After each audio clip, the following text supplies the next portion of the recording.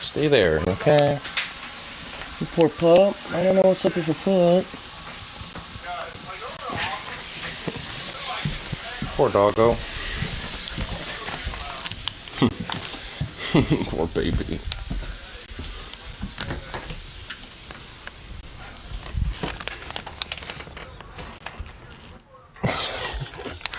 Normally he will follow me along, but he doesn't.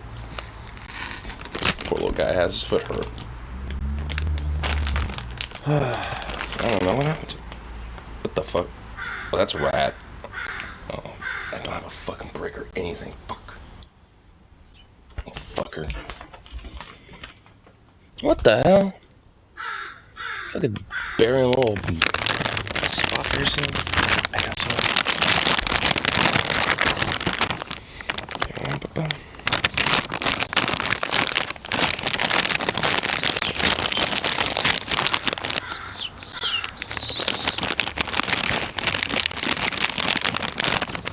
Alright. Fucking rado. Find your little ass.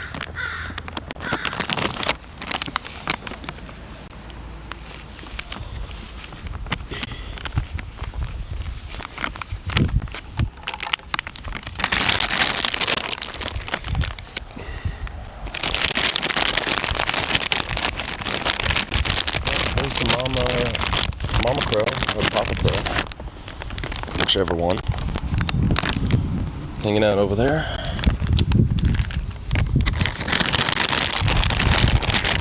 Hey, mama.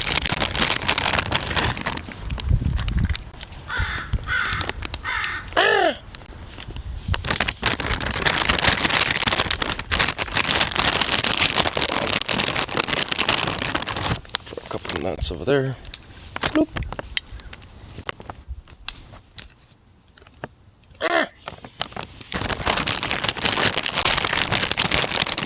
Oh, there's some food over there too.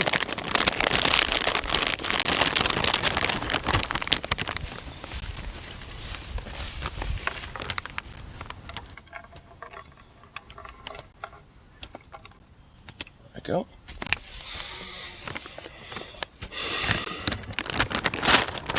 It's wait, what? Well, wait, hold on. I'll get to that in a sec. Can't really read it too well with the sun out here.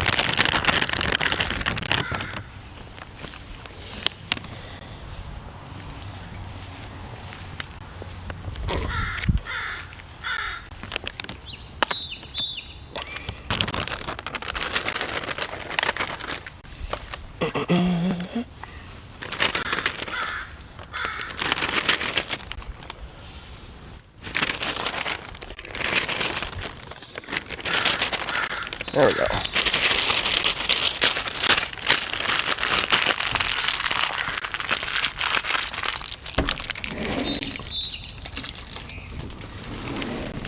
Alright, there we go.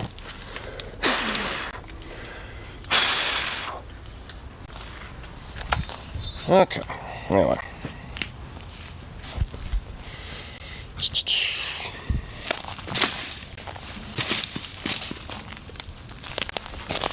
Yeah, a bunch of branches and shit everywhere too. My lord.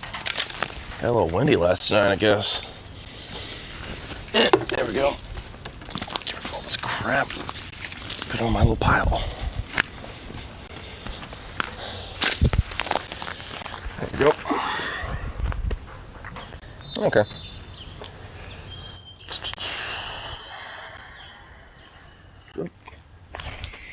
Feels nice, pop that. Alright. Of course, pup ain't over here at all. Where are you? There you are. What's up, baby? You okay? You alright, buddy? Aw, poor little boy. Something wrong with his little foot. Poor buddy. Poor little Juju got something wrong with his foot. I can't tell what or where. Because there's nothing really that I could feel or anything on him.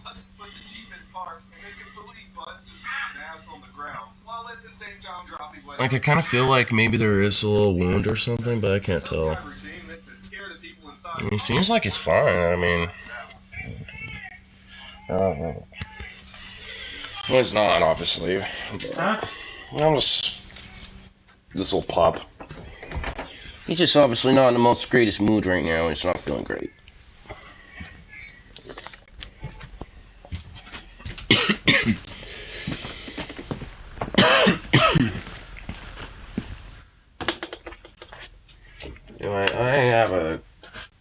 I have a coffee, right? I don't even see one in here. Oh, fuck me. I came in here thinking I had one. Oh no, I don't. Fuck. Really? Oh my god, I really don't want to have to go and grab one. Oh. Boo.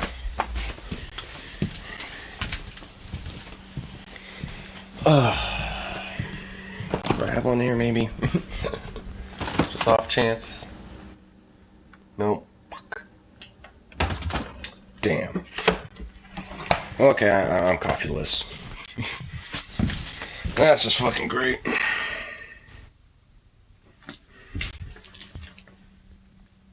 You want to be in here, or you just want to hang out here? Yeah, I'll let you hang out there. You look like you don't want to move.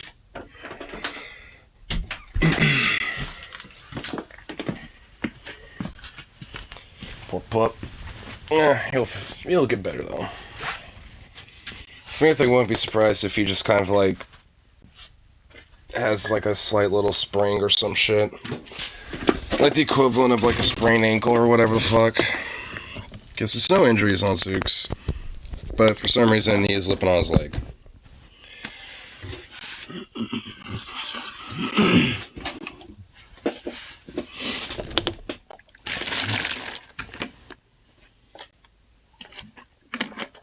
Where's my other? Unless there's Bluetooth. Okay. There we go. Watching old Voosh debates again, seeing them, Canadian Nazi. So which one? Like, dude, you know Vosh is like basically us always debating nothing but Nazis or tankies, basically. You're gonna have to really fucking narrow that down. Because you just described like 50 fucking people that he's talked about. All people that sing Basic Cultural Foundation. That is a Nazi. You described like fucking 8,000 different people Vosh has talked to. Like, you're gonna have to actually be very specific. Like, you just saying... I looked at an old stream of Vosh talking to a Nazi. It's like, which one? Like, I mean, and even then, I'm probably not gonna know the name. But either way, it's just like, oh. Besides, he doesn't even do those anymore, because there ain't no fucking point in them. Like, Demon Mom was mentioning it on her stream the other night, but when it comes down to it, because she was looking at Lance and Tim Pool and shit, like, you know, Lance going on Tim Pool's show, she was basically saying that, like, you know, as much as obviously Vance, for what he could do, did a great job, when it comes down to it, especially when it comes to people like Tim Pool, there's no compromise, there's no discussion, there's no reason to have a talk with them, there's no reason to go on their platforms. The only thing that should be done is unapologetically, you know, essentially fucking breaking down their shit and attacking it, basically. And fighting back. Like, there is no compromise or no reason to have a conversation with these type of people. And frankly, I tend to agree. Like, there is no reason to have a conversation with these far-right Nazi extremists who think, you know, like, the preservation of white people needs to be preserved. It's like, I have no reason to discuss anything with you. Like, you're fucking, like, borderline Nazi. Like, there ain't no reason to have a discussion with you. Go fuck off. If you're weird white cultural foundation garbage. Like, I mean, it takes a, you know, pretty quick a little bit of, you know, to kind of, like, realize and analyze, you know, when someone's being a far-right, disingenuous fucking shitbag. To fuck with them by talking to them? Well, yeah. I mean, that's why you go look at, you know, people have done that in the past. You know, who, you know, and, like, you know, people have attempted to do so. Because the thing is, I mean, merely having conversations and back and forths or debates with these type of people, I mean, realistically, it's only meant to just, like, you know, add more time. Give you more time, so to speak, to prepare. And at this point, like, even then, like, having little debates and back and forths don't do shit. will protect us to passing whiteness. I mean, sure, but it doesn't fucking matter. Like, do you think the Nazis went after black people first? No, they went after people that look just as white as me and the fucking Nazis. They went after white people too. They just happen to be Jewish white people and Poles and French and homosexuals and the communists and the fucking leftists and the socialists and the social democrat. Literally anyone who wasn't a fucking social conservative or far-right Nazi. Like, they exterminated those people fundamentally. We know where those went, you know, and shit. We know what happened with the, oh, we have more time, you know, to, like, you know, be okay and shit because of X, Y, or Z. We're white. Oh, we're kind of financially well off. Oh, we're not overtly gay or whatever the fuck. Don't matter. You see where that shit goes. I mean, we see where it happens if you don't just, like, you know, have, like, some sense of, you know, vigilance, you know, towards that. I mean, because I know you think I have copium a lot and shit, but fuck, I mean, I recognize that, like, you need to be vigilant against the fascists and shit, because, yeah, if you let your guard down, then, I mean, yeah, they use that as any fucking advantage under the book.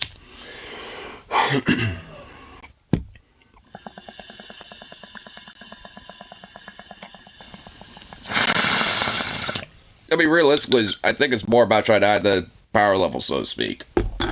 Nazis do it all the time. Nazis are always about, like, trying to, quote, hide their power level when it comes to, like, dog whistling and shit like that. And, you know, and at that rate, you know, it's just, like, it has, like, this little veneer of being, like, oh, well, you know, it's not as bad and shit. It's not, like, you know, the worst thing, you know, being discussed or whatever when it comes to back and forth. Trying to resist the worst impulses now. Dude, I mean, if you were basically saying to the equivalent, you know, that the Nazis already won, then you might as well start wearing the fucking swastika armband now. Like, I mean, honestly, because there ain't no fucking way I'm just gonna accept, you know, any fucking bullshit narrative that, like, oh, they already won, in my opinion, blah, blah, blah. Now, fuck that. Like, it ain't over until it's over. And no one's won until the fucking, you know, fat lady sings.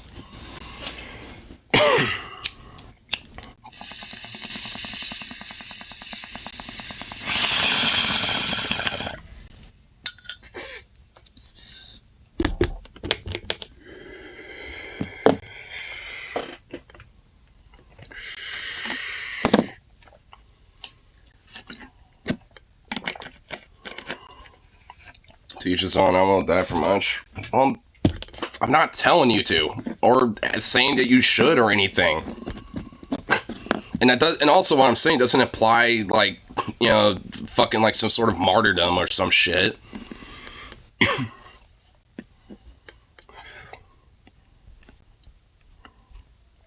Like, I ain't out there trying to be like, yes, go die a martyr or some shit.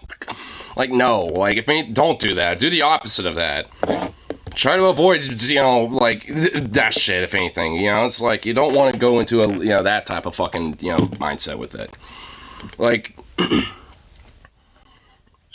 like, I mean, because, like, all in all, like, I mean, if there is at least, like, you know, one thing that the far right are using right now is that, like, oh, trans people are, like, you know, doing this whole, like, trans militarism and shit, which I wonder why.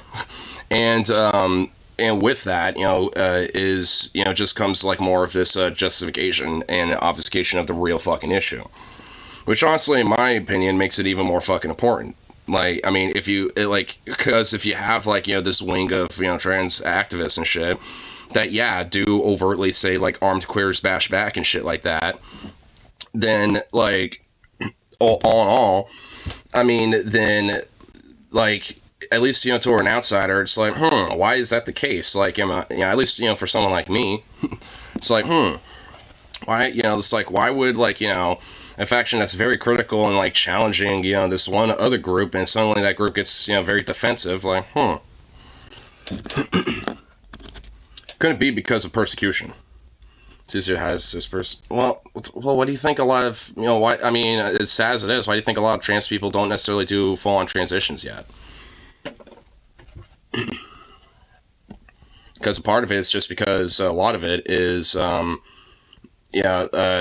just easier, so to speak, to kind of just blend in more so than just, like, you know, overtly, you know, validate their own identity. How's it going? Not much. Thought I had a coffee in here ready to go for for myself because I thought I'd bought a bunch, but I didn't. So I'm coffeeless. Even though I said I was gonna have coffee. Boo. Lame.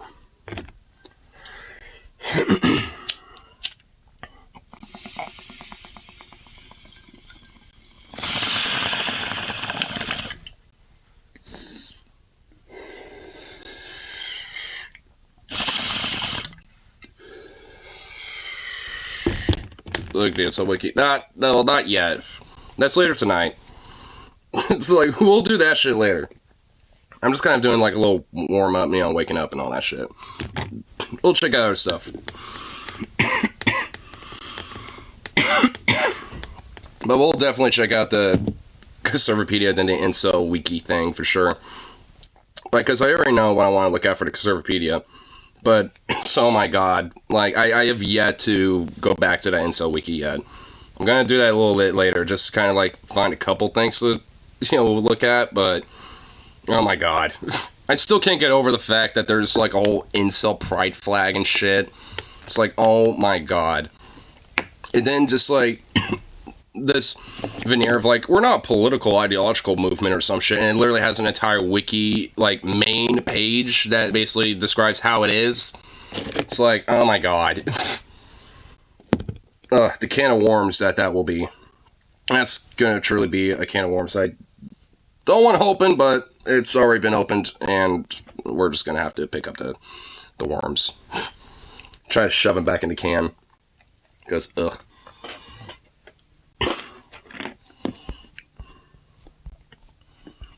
No, even though it's not related to the incel shit, speaking of, I want to kind of look at some of this, like, town hall thing that apparently happened with Trump and shit. And also, at least before we get into that, though, I know, this is actually kind of breaking. The guy that killed Jordan Neely in that subway actually did get charged with manslaughter today. Though, frankly, I don't think that's totally just. It should be a fucking murder charge. But, I mean, shit, like, there was a fat load of backlash about it, and now they're just like, okay, yeah, he kind of killed somebody. And then now they're gonna give him a fucking charge over it. I mean, it's just like, goddamn, it's like, better late than never, I suppose, but, I mean, also, can it actually be a legit fucking harsh charge? Instead of this, like, weird-ass, like, oh, it was just a manslaughter, it wasn't totally intentional. Even though, like, literally choking someone out for 15 minutes is pretty much unequivocally, like, an attempt to kill somebody. So, yeah, like, I mean, either way, that's at least, broadly, good that, that motherfucker's gonna at least have his day in court and shit. And at least have to, like, try to, defend this idea that, like, a guy who is only using aggressive speech, which is not illegal, just having speech that's just somewhat aggressive, and shit, and being loud, is not illegal by any metric. You can say it's just, disruptive and shit like that, but not illegal. So, it's like that motherfucker's now gonna have to try to, like, defend that shit. And, even though it's a manslaughter charge, I mean, chances are he's not gonna get off light. Because there's nothing about the whole incident whatsoever outside of the fact that, like, oh, we all kind of felt a little threatened, even though overtly, even he, admitted that, nah, I especially personally didn't feel threatened, even though I'm the one who killed the guy. So, he'll definitely face some time in prison. And probably not a lot of time, sadly, but, also, that motherfucker is younger than me, too. Like, that killer is 24. I'm 25. It's just like, what the fuck, dude? It's just like, it's like, what the fuck? It's like you got, like, these young-ass fucking, like, chud motherfuckers who basically just, feel like, oh, yeah, I was out in the, field and, a vet, and, I never really got a chance to get my, official kills and stuff, so now I'm gonna come back home and try to basically find a fucking way to do that. Can't agree with that. It literally has nothing to do with castle doctrine. Like, being on a subway has fuck one to do with anything about that. Like, what's that have to do with anything? I mean, like, that's basically, the whole thing that, like, Temple was saying that justified this whole fucking, murder of, Jordan Neely. Was that, oh, well, people have the right to defend themselves in castle doctrine, blah, and it's just like, And I'm like, what? Like, like that would only apply if it's like your own home or your own property, not a fucking subway or out in public or at a restaurant or anywhere else. Didn't hear the first part. Well, I mean, then go backwards. If you feel like you missed something, then, I mean, shit, there's a playback. Possibly hear me going on about a thing and go back a minute or two.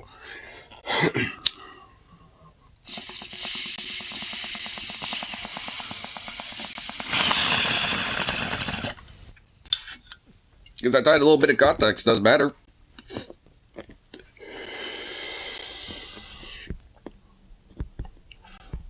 There. Where's the start of this fucking shit? And now become a feedback loop? Not really. Just like go back a little bit, see what the context was, be like, oh, okay, then press the live little corner button, and it'll bring you right back up to speed. Happen. Yeah, whatever. It's not. It doesn't matter that much. Yeah, let's check this. Because of course your corporate benefactors just would not go for that. Illustrative of what's gone wrong in this country. Simply put, so I'm guessing this is like the beginning of this town hall thing. Prosperity and peace, about the failures of the. Shut up, Vance. What the fuck? Wait, so this? Oh my god, this whole town hall is basically getting all these weird Trump fucks. Like first, and then they get him on. Dude, what the fuck was this? Why was this a thing? Like, honestly, why in the fuck did this town hall even happen? Oh, wait, because mainstream media like CNN literally wants fucking clicks and views and shit. That's literally it. So, like, I mean, it's incredibly irresponsible. This is retarded. Like, I'm just now processing this. I'm like, why in the fuck is this a thing? I was just about to, like, get into it, and now I'm like, wait, why is this even a fucking thing? I mean, what the actual fuck?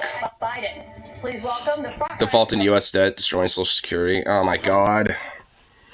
Like, why not actually codify it and get it off the fucking U.S. debt? You know, like, I mean, expand it and get it off of, you know, the U.S. debt and shit. Like, that would actually be beneficial. Like, because then, like, let's say you default on U.S. debt and at least, you know, like, some shit that normally would be tied to it, like Social Security or whatever, wouldn't be. Former President Donald Trump. It's like, goddamn. And there's a round. Is he fucking Frankenstein? Look at him. What the fuck? Hold on, yeah. Dude, look at his blazer jacket. It barely is being contained. Like, dude, he's like so schlubby that fucking jacket is barely being contained.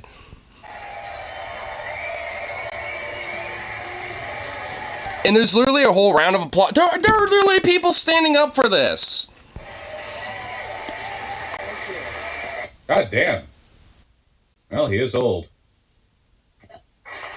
President Trump, thank you for your time here tonight. We got a great crowd here in New Hampshire, a lot of voters with a lot of questions about what your 2024 term would look like, what another Trump term would look like. We'll get to the voters shortly, but your poll showed that you were dominating. You know, we're just gonna have a nice, very friendly, cordial little thing with you here, even though you're literally our fucking insurrectionist.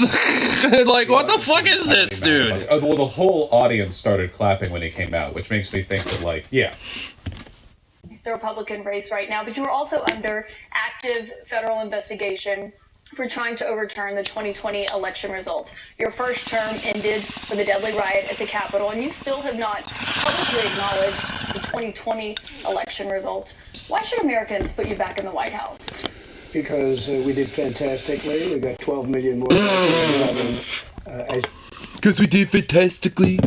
Oh my God. In 2016, I actually say we did far better in that election. Got the most that anybody's ever gotten as a sitting president of the United States. I think that when you look at Vosh, not American. Hey, Trumpy boy. The reason why he got quote unquote the most votes, which is not even true by the way, because Biden did, it's because like there was more people voting in that election. Like every election cycle, there tends to be like more and more people that vote because just by proxy there are like more people who are of voting age. So CNN was notoriously left wing. No, CNN for a long time CNN was probably the most the largest and most institutionally present news network, in the sense that they had like I wouldn't say they they had, still like, kind of are. I'm not saying they're good, but they had like well-developed journalistic credibility that gave them a lot of presence. And the right accused them of being far left because they would occasionally report facts. The size of CNN basically meant that they and thus basically literally triangulated them to be more fucking right-wing and even literally even more corporate than they already were, frankly. It kind of annoys me because there was kind of a point where even I, like, you know, when I first started getting into politics shit, like, you know, before 2016 shit, 2015 stuff, like, where, like, I can even look at CNN and be like, okay, there's, like, a couple things that are kind of factual stuff. Maybe, like, you know, doing the whole both sides thing for sure, because they always were kind of like that. But, I mean, at least we're more willing to actually, like, you know, just say what the just facts were, and after that kind of infer, like, you know, what, you know, the kind of idea would be. You know, if, like, you know, the best course of action, or, like, the best, you know, like, opinion, or, like, the consensus of whatever the fuck it is when it comes to a like, take. prominent in At this point, now they're just, like, fence-righty as fuck. That is enough. Don't really see, like, you know, do facts. They just spin things for very specific core narratives of shit. Just, like, overtly, just like the rest of these mainstream outlets. I mean, there's at least, like, one point where CNN probably had, like, this a little bit of a veneer of, like, yeah, we're not, like, you know, just overtly biased. It's like, we're only kind of biased. It's like, they had that, like, for a while. Like, I mean, but not anymore. Where if you acknowledge that climate change is happening, an undisputedly correct position to take, they'll call you, like, far left and George Soros funded and blah, blah, blah. So it doesn't take much to get labeled far left by them. But CNN is not and never has been, like, a left-wing network, really. Never. At most, they were, like, liberal centrist. But they've always been large enough that they had a relatively ideologically diverse, you know, set of pundits and journalists. Though it's been getting a lot worse lately, obviously, with their shift towards the right. That result, and when you look at what happened during that election, unless you're a very stupid person, you see what happens. A lot of the people...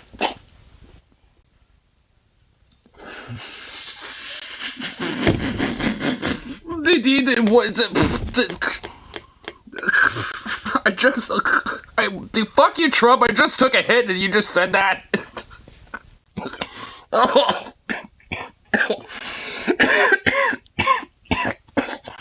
Oh fuck, he's killing me. Telepathically.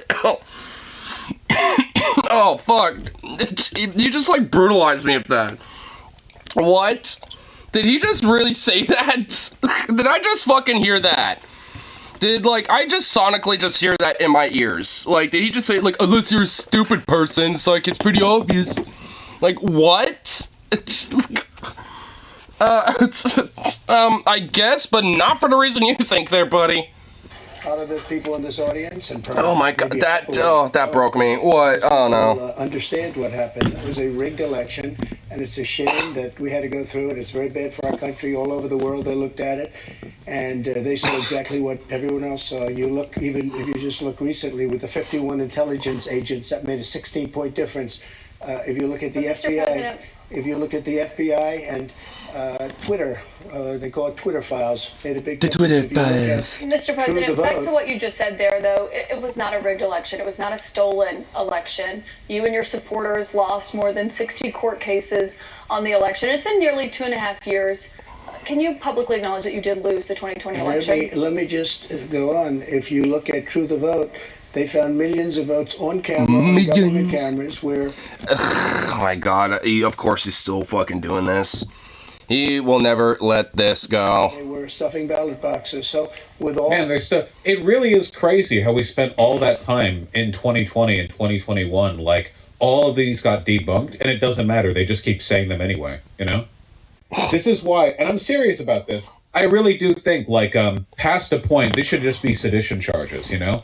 They literally just should. Like, and the fact that this whole fucking town hall even happened in the first place just should be fundamentally, like, just be seen as, like, not just as, like, as a mistake, but also as just, like, a fucking, like, insult. You know, when it comes to, you know, this idea of, like, you know, like, because it's just normalizing, you know, the idea that, like, a seditionist, a guy that literally led a fucking insurrection, can be normalized and just be put onto the public sphere despite being challenged legally over these things. It's just like, I mean, it's just like a normalization and acceptance, you know, of this type of shit. tell a lie enough and the people will believe. Well, you want to know where, like, how Trump got that? It's because of Leo Strauss. Because a lot of acolytes to neoconservatism in the GOP today adopted a lot of what Leo Strauss's philosophy was when it came to codifying, like, a very nationalistic, like, corporate takeover of a government and shit, which the GOP and Republican Party has been trying to do, especially with organizations like the Federalist Society for quite a long time. And especially with the founders of a lot of these, or not just founders, but a lot of the heads of these organizations or these politicians happen to be acolytes of Leo Strauss, from Donald Rumsfeld to Bush to shit like that. Like all these different names, like Karl Rove's another name, like all these different names are acolytes to Leo Strauss, and Leo Strauss, took different principles, or at least different things about Nazism, including the whole tell lie enough and the people will believe it. Wasn't he a legit socialist Nazi before Hitler took over? I hear all the time that guy Hitler replaced was a true believer. The guy that, from the head of the Nazi party, I think, like, it wasn't Goebbels at the time. I don't think, hold on. Because I'm not too sure. Because obviously, like, the Nazi party existed before Hitler even joined the party. Like, it was around, I think since, like, the 1910s or some shit. Here, let me look it up. I mean, before Hitler took over. Well, yeah, I know. I'm trying to. I'm looking that up. I'm trying to find out who that is.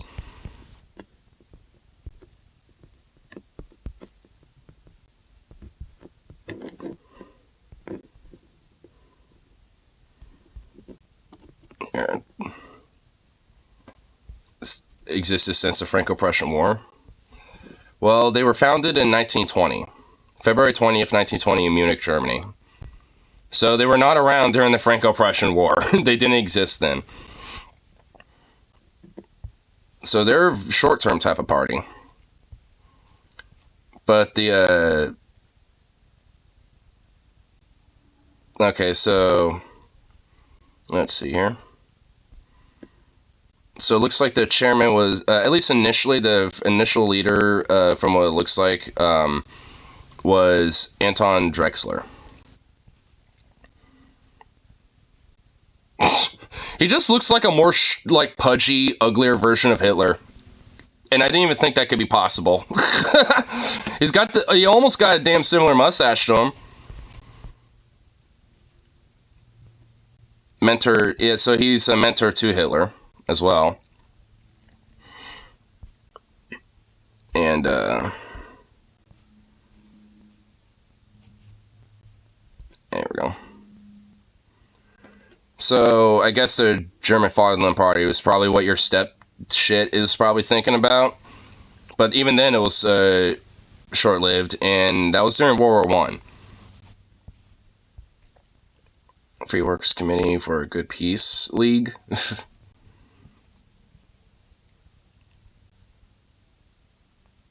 My Fader's electric clue, who tended to me as part of an assignment for the German army to watch political agitators, got involved in a heated political argument with a visitor. Questioned the soundness of Fiedler's arguments supported Bavarian separatism and against capitalism. Vehemently attacking the men's arguments, Hitler made an impression on the other party members of his oratory abilities, and according to him, the professor left the hall acknowledging defeat. Drexler approached Hitler, gave him a copy of his pamphlet, My Political Weight, which contained anti-Semitic, socialist, and anti-capitalist ideas. Hitler claims the literature reflected the ideals he already believed in. Impressed with Hitler, Drexler encouraged him to join the German Workers' Party, or the Deutschland Arbeiter Party, in honor orders of his army supporters, on the orders of his army superiors who applied to join. So, I mean, if anything, it sounds like Hitler pretty much took a lot of mentorship from the guy that initially was in charge of the party.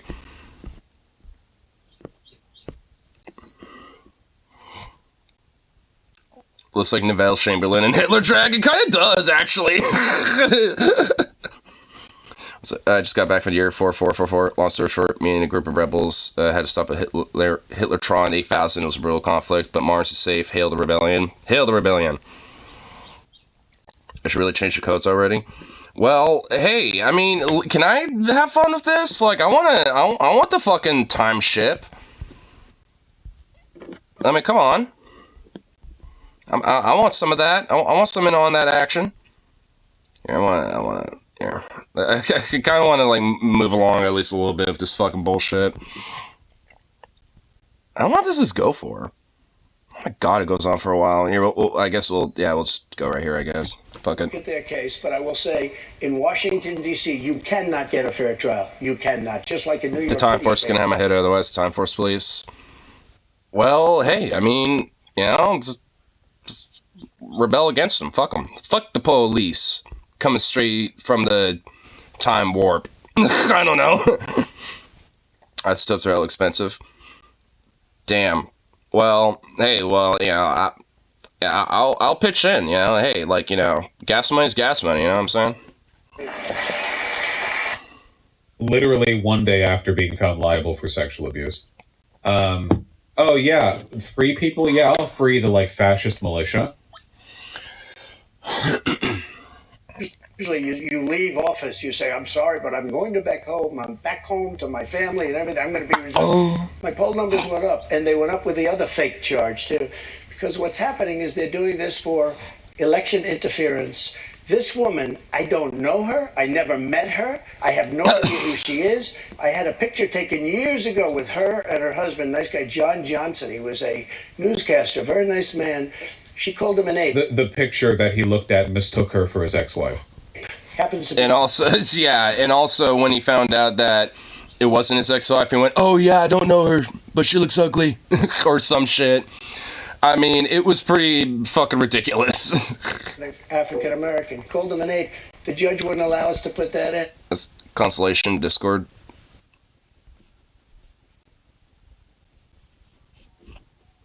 Let's check it. What is it? Oh my god, a bunch of kitties. Oh my goodness, a bunch of kitties. Oh my goodness, and one of them let you pet them. Oh my god, look at that kitty. That fat little chungus kitty. That looks like a plump kitty. A happy kitty. Her dog. Why the fuck would the judge allow you to admit evidence of her being racist? In a case about sexual abuse, what relevance is that to the case? Also, she was someone who was hanging out with Trump in the 80s. Obviously, she's racist. Or her cat was named Vagina. The judge would Wait, he did not just fucking say that on TV. What the Someone who was hanging out with Trump in the 80s. Obviously, she's racist. Or her cat was named Vagina. This motherfucker.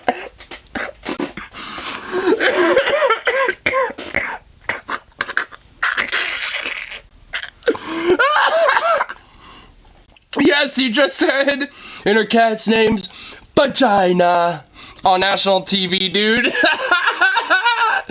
Oh my god. Oh man.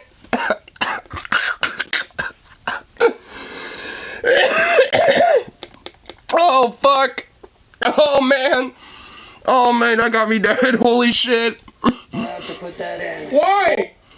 Oh man, he even admitted it. I don't even know if you're allowed to put that in. Oh my god, yeah, I'm pretty sure that is at least a violation of like 1,000 different FCC rules just right there, dude. But with her, they can put in anything. Access This Hollywood. was a jury of 9 people who found That's right. you liable of sexual abuse. Do you think that will deter women from voting for you? No, I don't think so, because I think the whole thing, just so you understand, ready? I never met this woman. I never saw this woman. I never met this woman. I never saw her. Nothing. I deny everything. This woman said, I met her at the front door of Bergdorf Goodman, which I rarely go into, other than for a couple of charities. I met her in the front door. She was about 60 years older. This is like 22, 23 years ago. I met her in the front door of Bergdorf Goodman. I was immediately attracted to her. It's like I never met this bitch before. By the way, I saw her once and I thought she was very attractive. Like, he just is like, just overtly like, literally pretty much like within the same ramble. Like, oh my god. Attracted to me. And we had this great chemistry. We're walking into a crowded department, so we had this great chemistry. What the fuck is and a few happening? minutes later, we end up in a room, a dressing room, up Goodman, right near the cash register. And then she found out there were locks on the door, so she said, I found one that was open. She found one. She learned this. What is... She found What? one that was open. What kind of a woman meets somebody and brings them up, and within minutes you're playing hanky-panky in a dressing room, okay? What? I think he's saying that's what she said, but in his... So this is very I'm not a rapist material, where he's saying I never met her, but her account of the story is that actually I like seduced her and swooned her and had sex with her. And in her account it wasn't rape, even though she says it was rape. But I never met her. I'm honestly surprised he was able to collect anything from that, because I started really losing everything. This is like half of the story, like, as he was rambling about it. I'm just like, what is he even talking about? But I guess it's just because, like, oh, I never met this bitch. But, like, I mean, and then he's also saying, it's like, oh, but yeah, it's like, apparently she said that I, like, fucking, met me and whatever, but that actually never happened, even though I'm basically telling it like I essentially, fucking, like, and was there, and I'm telling the story like I, was, like it's from my perspective practically. You know what I mean? Which kind of infers that he was there, like... What he's clearly saying here is, like, he's saying I never met her, but he's also saying, but hypothetically, if I had sex with her, she actually loved it. She loved it so much, Which is, like, this is, like, the most stereotypical, like, rapist thing you could possibly say. Which is, you legally have to deny, but, like, you also can't, like, let go of the account, so you have to be like, okay, but if it had happened, she would have loved it, actually. It's the O.J. system... Like, it's the O.J. Simpson, like, thing of, like, if I did it, even though he literally did it. Like O.J. Simpson's vibes, yeah, or Simpson vibes, yeah. God damn it, Vosh. If I did it.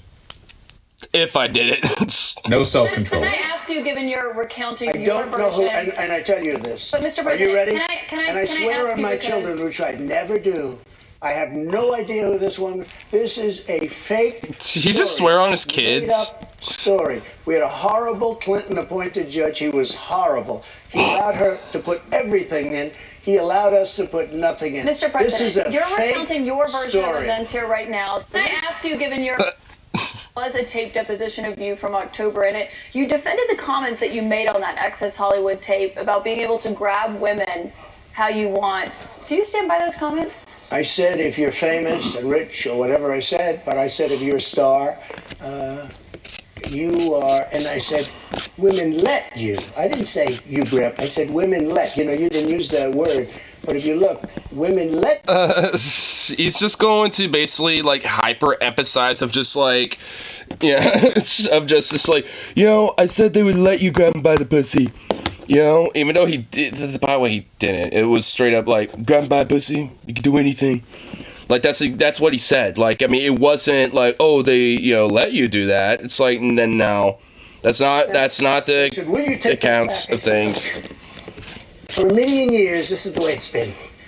I want to be honest. This is the way it's been. Millions of I can take it years. back if you'd like to, but if we're all like past me saying like this is rapist shit, right? We all know this has been litigated for years, right? We all know. Again, like an astonishing lack of self-control. He is incapable. Well, then again, his lack of self-control is the main reason he got votes back in 2016. That was what differentiated him from the more orderly politicians. I just don't necessarily think that's going to work as much anymore.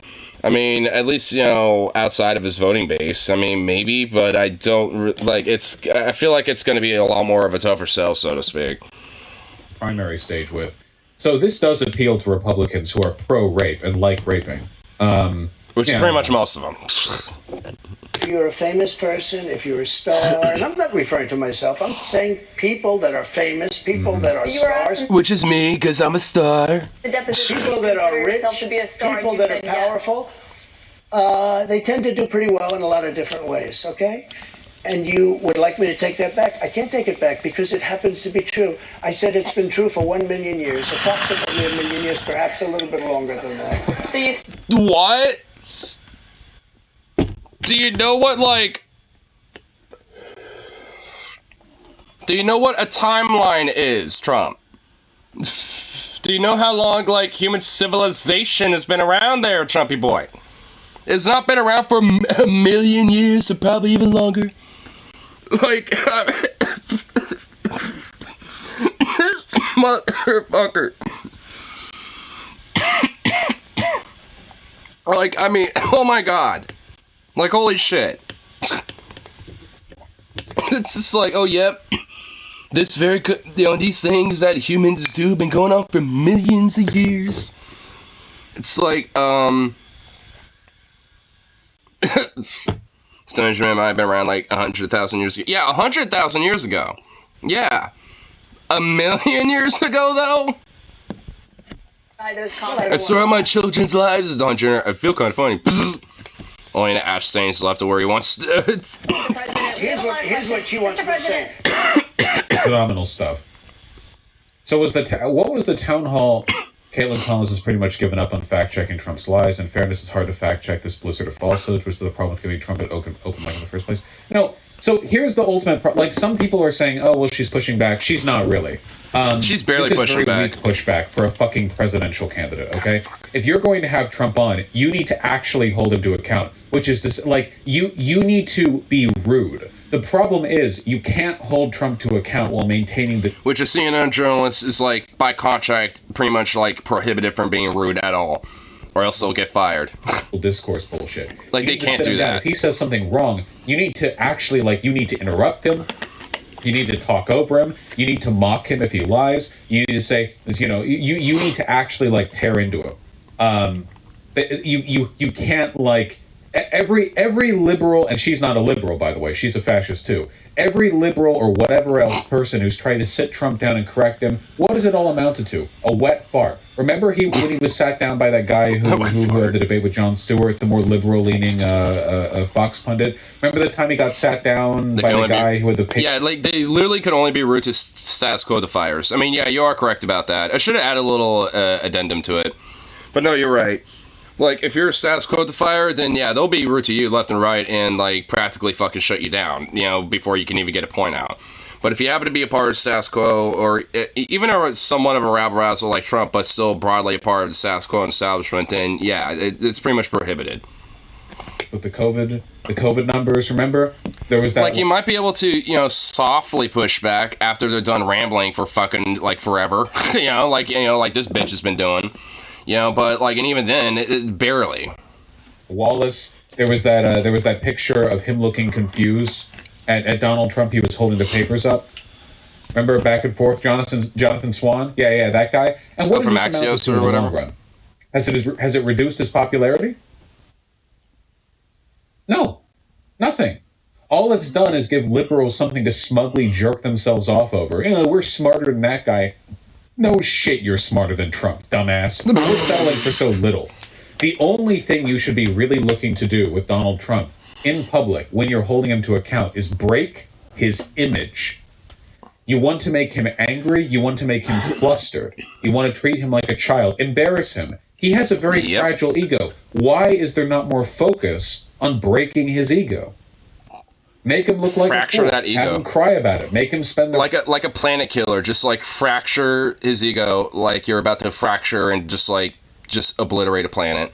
His life talking about what an unfair interviewer you were. Make him look weak. That's what you need to do.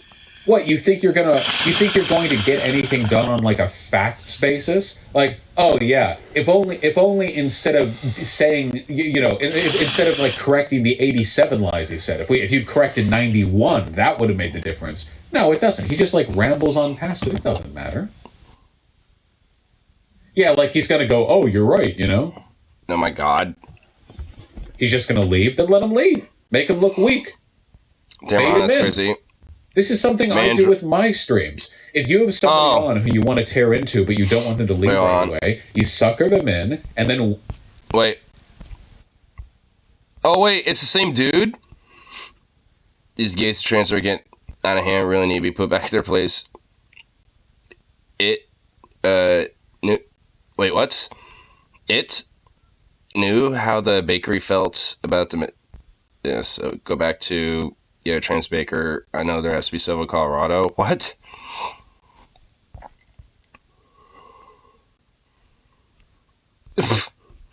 So he's also like one of these fucking right. Well, I mean, wow. You know, go fucking figure.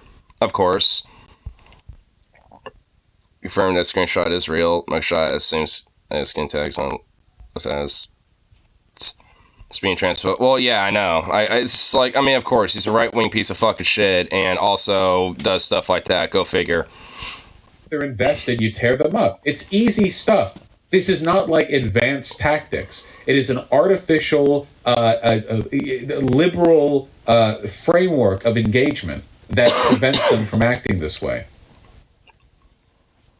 London, like just a couple. We were given a gift from China. It did pretty good against Ollie London. Big price, and let me tell you something. I took in like Ethan Klein obliterated the fuck out of Ollie, and it was great. Billions of dollars in taxes from China, but prior to COVID coming in, and then I rebuilt the economy again a second time.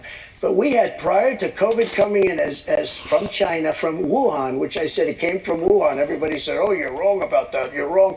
It came from Wuhan. I said it right from day one.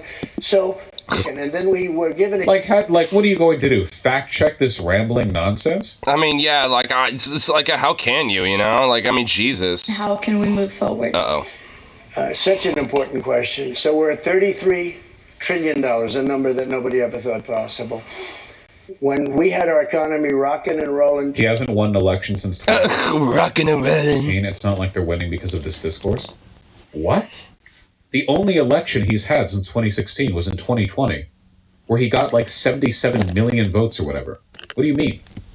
Yeah, that comment was a little absurd. It's like, oh yeah, he hasn't won an election since. It's like he's literally only had one other election. Like, how, what?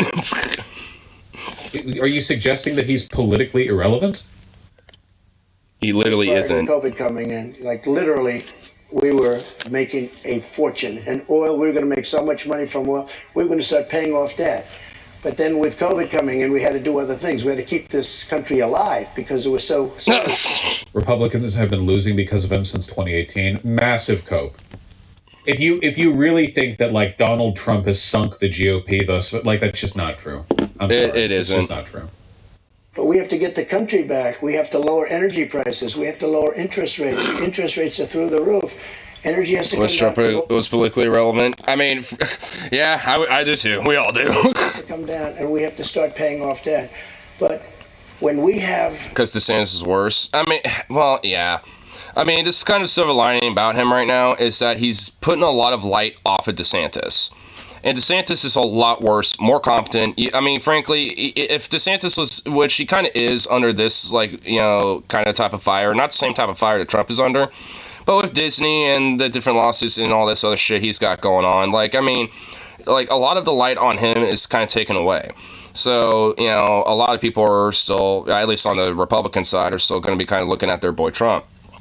You know, like, because, I mean, even to some of the base, I mean, DeSantis is still kind of a somewhat of a backup, but, I mean, even then, you know, it, like, I mean, just considering some of the political, especially the whole Putin figures ad, I mean, like, it's gonna, at this point, it's especially hard for DeSantis to, you know, potentially, you know, make his way back up, even if Trump doesn't, like, make the nominee. Like, I don't necessarily, like, at this point, I really don't think DeSantis is going to be, like, you know, one or the other. Like, it's, like, I used to kind of think it was either going to be DeSantis or Trump, but I'm not really too sure about that at this point. Like, unless, like, DeSantis got, like, some weird curveball thing, you know, that he's going to, like, kind of throw on Trump or some shit, then I don't know what the fuck he's going to really be able to do to bring himself back up into, you know, significance, you know, to at least potentially be competitive for the nominee. At least as it stands right now. I mean, just because, I mean, you don't, like, outside of the typical, like, shit about Disney and the usual stuff about Florida, you don't really hear about him as much, you know, in comparison to, like, Trump when it comes to shit like this. Debt limit, and they used that very seriously to me. They came in, Schumer came in with Nancy Pelosi, and they were using, we'll violate it, we'll do whatever. They talk a whole lot different than they do right now. I say to the Republicans out there, congressmen, senators, if they don't give you massive cuts, you're going to have to do a default. And I don't believe they're going to do a default because I think the Democrats will absolutely cave. Because defaulting on our debt would be like the end of the world economy. I can't. Okay.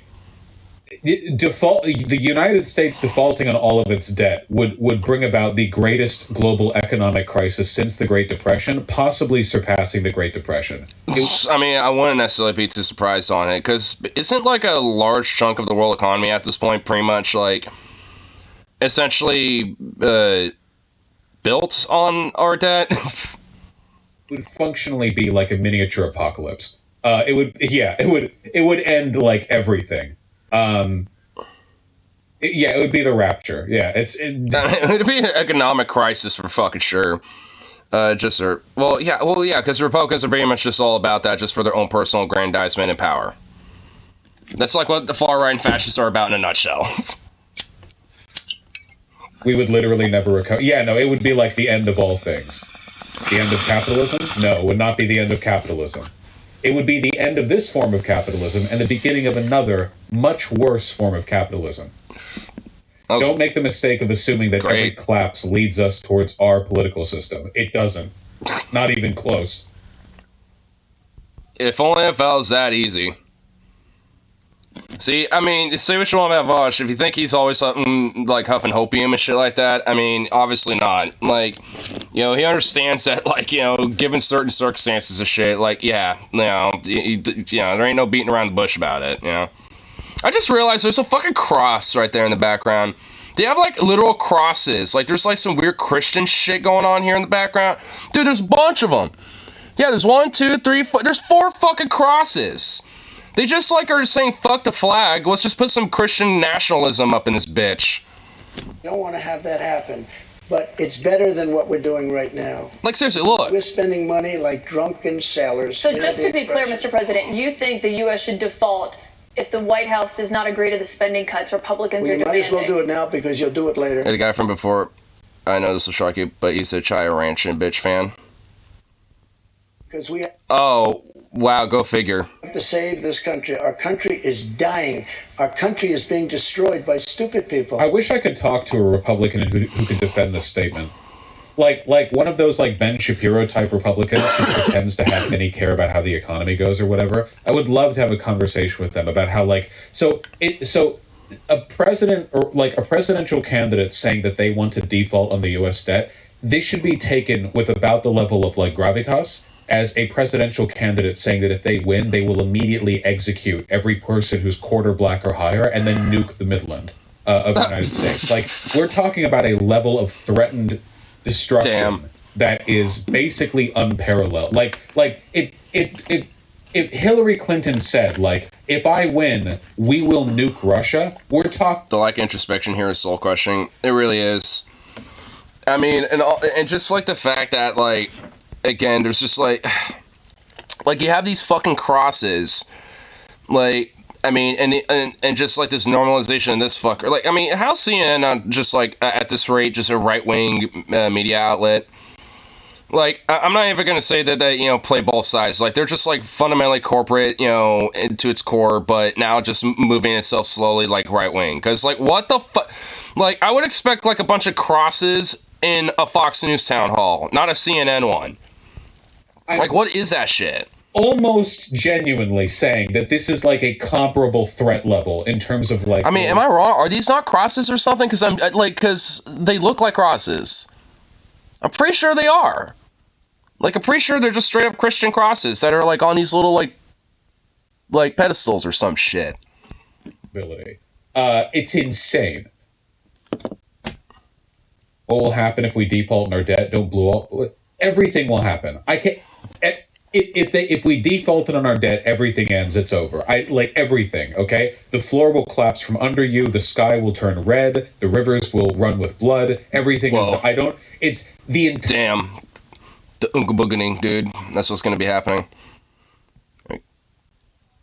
Get around to more of this episode. Of course. Defaulting on the debt would kill more Americans than like. Damn. This is what would happen.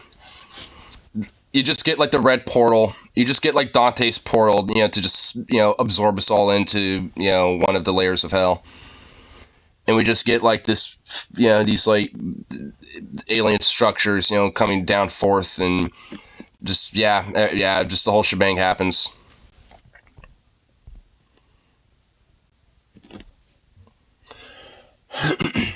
Yeah. now that you're out of office? Yeah, I'd be, like, willing to see what happens. I'd be like, all right, I'll ride the wave. Fuck it. President. Nice. This is a bit of a pivot but with gun violence and mass shootings in the news cycle recently, I'm worried that state governments and the federal government are going to act to repress gun rights. Fuck you. Oh my god. I'm gonna be worried about, like, these states that are gonna suppress these rights instead of, like, the fact there's a bunch of violence over it. Like, administration, you instructed the Department of Justice and the ATF. look at this little fucking muffin. Like, I'm supposed to expect this little, like, shrimp boy muffin pop, to be, like, worried about... Oh, my God. Stocks. If elected president again, how would you act not only to defend our Second Amendment rights, but to restore rights that have been taken from us, such as, by example, recently the ATF's ruling on the pistol stabilizing braces? Yeah, as you know, the bump stocks are actually a very unimportant thing, and NRA, I went with them, and they said it doesn't mean anything. They're actually, all they do is teach you how to shoot very inaccurately. So we did that. There's been nobody that's protected the Second Amendment, as you know, like I have. I've protected it through thick and thin, not easy to do. But we have a very big mental health problem in this country. Oh, yeah, but never gonna do fuck one to, like, actually expand, like, healthcare for that at all, yeah. Again, it's not the gun that pulls the trigger, it's the person that pulls the trigger. And we have to protect our Second Amendment. And, how do they get that? Because of lack of fucking, accessibility restriction and shit. And that's not really due to the, like, mental health reasons. I mean, really, there could be various different reasons why maybe someone shouldn't be having a fucking gun.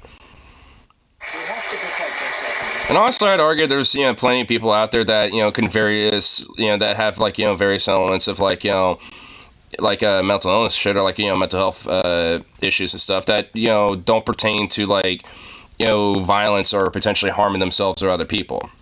Like, sometimes it might just be due to the fact it might just be a little social awkward or really OCD about things or whatever the fuck. I mean, it could, like, be other variables, that when it comes to, like, a firearm ownership, it might not, pertain really much at all, outside that they might just be super OCD about it or something, which, if anything, that would actually be a good thing. Being super OCD about, like, fucking, like, guns and shit is actually a good thing. You want to be kind of OCD and hyper kind of, like, intricate and, like, kind of safe and technical about stuff like that. Like, if anything, that's, like, is someone with OCD, like, when it comes to, like, with their mental health, I would kind of, think that's better. I'd trust them a little bit more. When you were in office this year, there have already been... Mm-hmm. This year, there have already been more than 200 mass shootings in 2020. Hope someone yeets him to the sun. If you are Don't blame reelected, are there any... But if someone happened to be firing a gun and happens to be in the path due to law inertia and becomes a simple matter of physics, oh yeah. New gun restrictions that you would sign into law? I would do numerous things. For instance, schools, we would harden, very, very much harden. And I'm a very believer. I believe in teachers. I love teachers. I think they're... harden what? Like, you just said, I believe in hardening, but like what? The kids? The schools? What? When they love the children, not quite like the parents, but they love the children in many cases almost as much. Many of these teachers are soldiers, ex-policemen. They're people that really understand weapons, and you don't need 5% of the teachers would be more than you could ever have if you're going to hire security guards. But in addition to that, have security guards. So just armed teachers that may or may not snap and fucking do their own shooting. Like, yeah, great idea, you fucking freak. You have to harden your entrances. You have yeah, and also I thought Trump loved the poorly educated. To make schools safe, and you can make other... We're a fucking third world country, man. This is insane. Jesus Christ. Yeah, conservatives love to harden themselves around elementary schools, true. Gotta be nice, heart, and toughened. Gotta be military veteran by the time you're 6th grade. I'm concerned about the Dobbs decision and how states may change their laws. It's such a great question, and it was such a great victory, and people are starting to understand it now. You know that they wanted to bring it back to the states, but that was probably the least... It's so funny that, like, Donald Trump is probably paid for hush abortions, like, dozens of times, right? We're talking about, like, a rapist... Probably hundreds. Infidelity enjoying, like, New York City businessman. Like, man, he's probably... fucking, like, man whore, if you ever seen one. Dozens throughout his life. Important part of that victory. Getting rid of Roe v. Wade was an incredible thing for pro-life because it gave pro-life something to negotiate with. Pro-life has absolutely nothing being stuck in Roe. Like, it gave something that, the pro-life, to, like, negotiate with, like, totally fucking, like, revoking women's rights. Yes. It gave us a way to negotiate. Way to negotiate with. What a slippery little fuck. I see it all over. Deals are being made. Deals are going to be made. And look, everybody that was president wanted to get rid and tried to get rid of Roe v. Wade. You mean for 50 Republicans? years. Republicans. For 50 years, this has been going on. Actually, a couple of Democrats too. But for 50 years, this has been going on. A couple of Democrats. I wonder who he's referring to. I was able to do it, and I was very honored to do it. But Slippery when wet. Oh my God. by doing it, things are happening that are very, very positive. And I happen to believe in the exceptions. The life of the mother, rape, incest. Like Ronald Reagan believed in the exceptions, but I happen to believe that. I think It's just like, oh yeah, I personally believe in the exceptions, just like our Lord and Savior Ronald Reagan. frankly important to do that, but a lot of people are, against that. A relatively small number, but It's Trump. What about the kids that will be born in poor families? Fuck 'em. Who gives a fuck? Fuck 'em. He's going to get any backlash for saying that he's in favor of exceptions. I bet DeSantis will bring that up on the debate stage. If he even runs, because DeSantis looks like he might not even fucking run against Trump. I mean, honestly, yeah. because the way I look at it, I think it's very important to say this.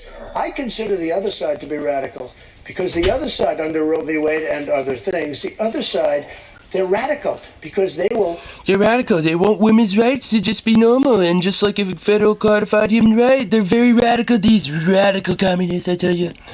Remember the debate with Hillary Clinton? I said, rip the baby out of the womb at the end of the 9th month. They will kill the baby. Is that what did Hillary Clinton say? That's pretty wild. Yeah, Hillary was just like, we will let abortion be confined to the point where you can take your 9-month-old, baby in the womb and just like rip it to shreds. Like, yeah, Hillary totally was talking about that. I believe him uncritically that she said that. In the 9th month. I mean, she believes in public views and private views. Public positions and private positions. She has said that, so maybe she has that as a private position. If you look at that crazy governor of Virginia from the former governor, where he said, no, the baby will be born, and then we'll decide essentially whether or not to execute the But baby. Mr. President, can we talk about what you would do if you These are the radical people. re-elected? It's not the pro-life people that are But radical. if you are re-elected and you're back in I the guarantee you office that and you get legislation thing about the to your Virginia desk, governor would saying you that did not sign a happen. federal abortion ban into law? What I'll do is negotiate so that people are happy. But the fact that I was able, I'm so proud of it. We put 3 great justices on the Supreme Court. We have almost 300 federal judges.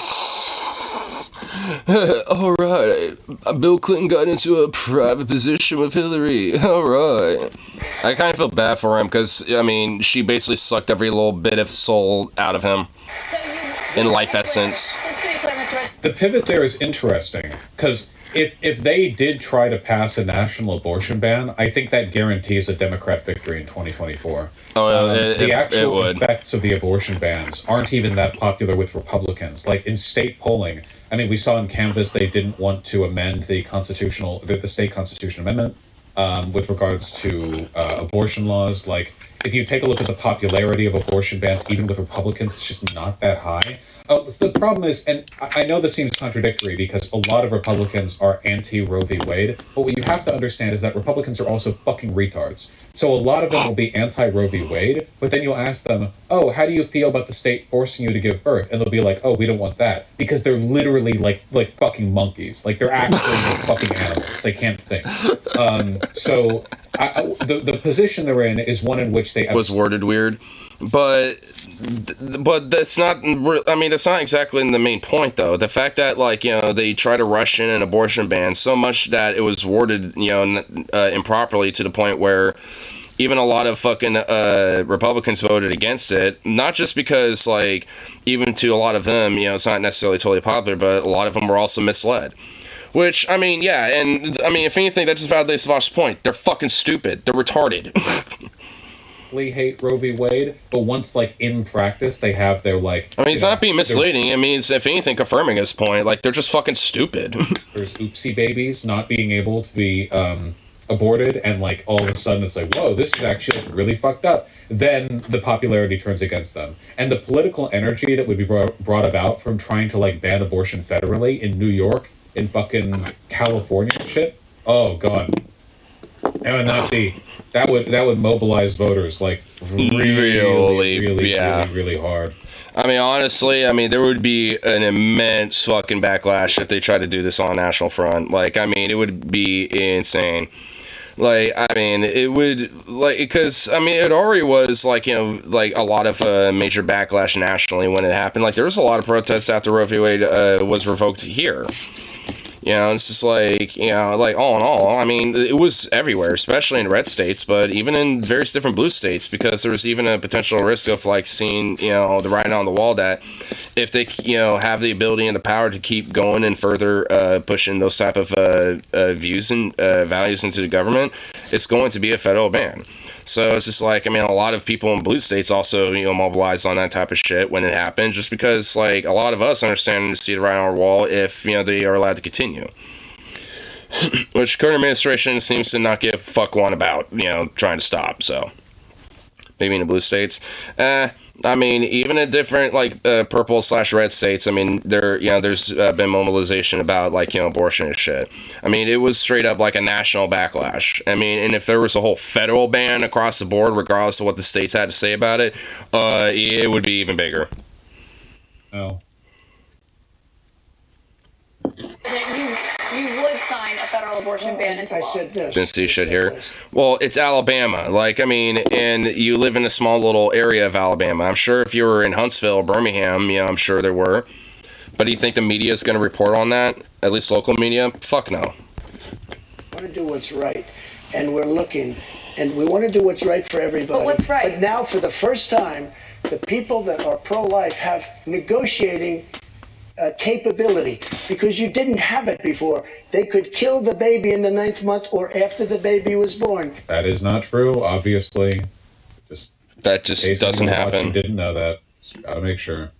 Now they won't be able But to I do think that. this is a really important question for you to answer, because this is something every Republican, including those who are running against you for the nomination, are being asked about, is would you sign a federal abortion ban into law? And many of them are going to give you the same answer as I am. First of all, I am honored to have done what I did.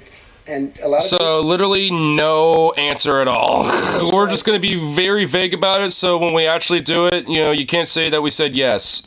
in 150 Or no. years, he's now You can't say that we actually confirmed or denied it. We're just going to weasel our way around the actual answer, so when we do it, you can't fuck on us about it. Fuck you. consequential president because he saved so many lives. And I'm honored to have done it. Oh my god. And because No of push. what I Well, do, yeah, I mean, have a there great ain't gonna be any pushback negotiating to this. ability. That's what I do in life. I negotiate. We have a great negotiating ability, and I think we're going to be able to get What do you mean something done. Did you just see what he did with his hands with that? It's like we have a great negotiating ability. Like, what was that? Like, you're holding like an orb? Massaging an orb or something, dude? If Like, anything, the person who can take the greatest credit for Roe v. Wade being revoked, that would be Mitch McConnell, by far, yeah. Well, Mitch McConnell, and hey, RBG, thanks for not retiring, bitch. Some of your Republican rivals have criticized you for not fulfilling the promises that you made on the campaign trail, like finishing the border wall. So how did voters know that you would get those done? Man, I actually don't want to blame RBG that much. I really feel like the McConnell situation should have been like everyone should, Obama's legacy should be tainted. I mean, like, nah, she should have fucking retired. Like, I am gonna kind of blame her on it. I don't even see liberals talk about this. Like, Trump kind of set the stage for a lot of the bad stuff we're dealing with right now. Not Trump, sorry, Obama. Obama set the stage because he let McConnell not appoint a Supreme Court justice in the last months of Obama's term. Something that was just flagrantly McConnell reneging on his constitutional responsibility. And of course, you know, as soon as, you know, Trump was in office, he literally, like, would try to rush in all those different judges as quick as he could. Because he literally only gives a fuck about power, that fucking weird, crazy, disturbed-looking fucking turtle freak. And the liberals was to go like, wow, that was mean of him. Great, you know? Yeah, oh yeah, Obama should have just, like, they should have just forced a justice in. Literally, yeah. Yep. Well, is that like unconstitutional? Sure, but so is not seeing the appointment to begin with. Okay, yeah. What could Obama have done? Broken the rules. Republicans do it all the time. Constantly, they break the rules. If you can't like expect to win if you're not going to fight on even terms. They can just not follow the rules. You have to be willing to meet that in kind.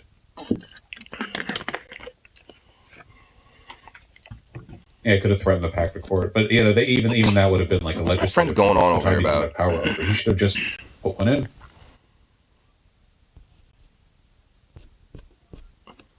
Some of your Republican rivals have criticized you for not fulfilling the promises that you made on the campaign trail, like finishing the border wall. So how do voters know that you would get those done if you're reelected? I did finish the wall. I built the wall. I built hundreds of miles of wall, and I finished it. And then I said, we have to build some more because there are areas like water going through a dam. There are some... yeah, it's just my brain just now started processing. Like my brain honestly just kind of went like, and just kind of zoomed out for a second.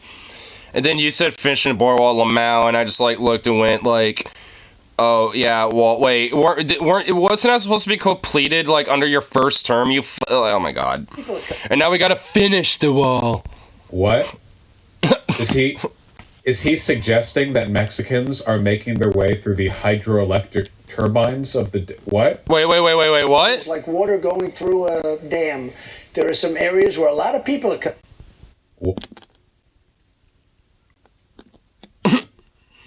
You saying like to some extent that like immigrants coming through the border are like fucking like going through a hydroelectric dam?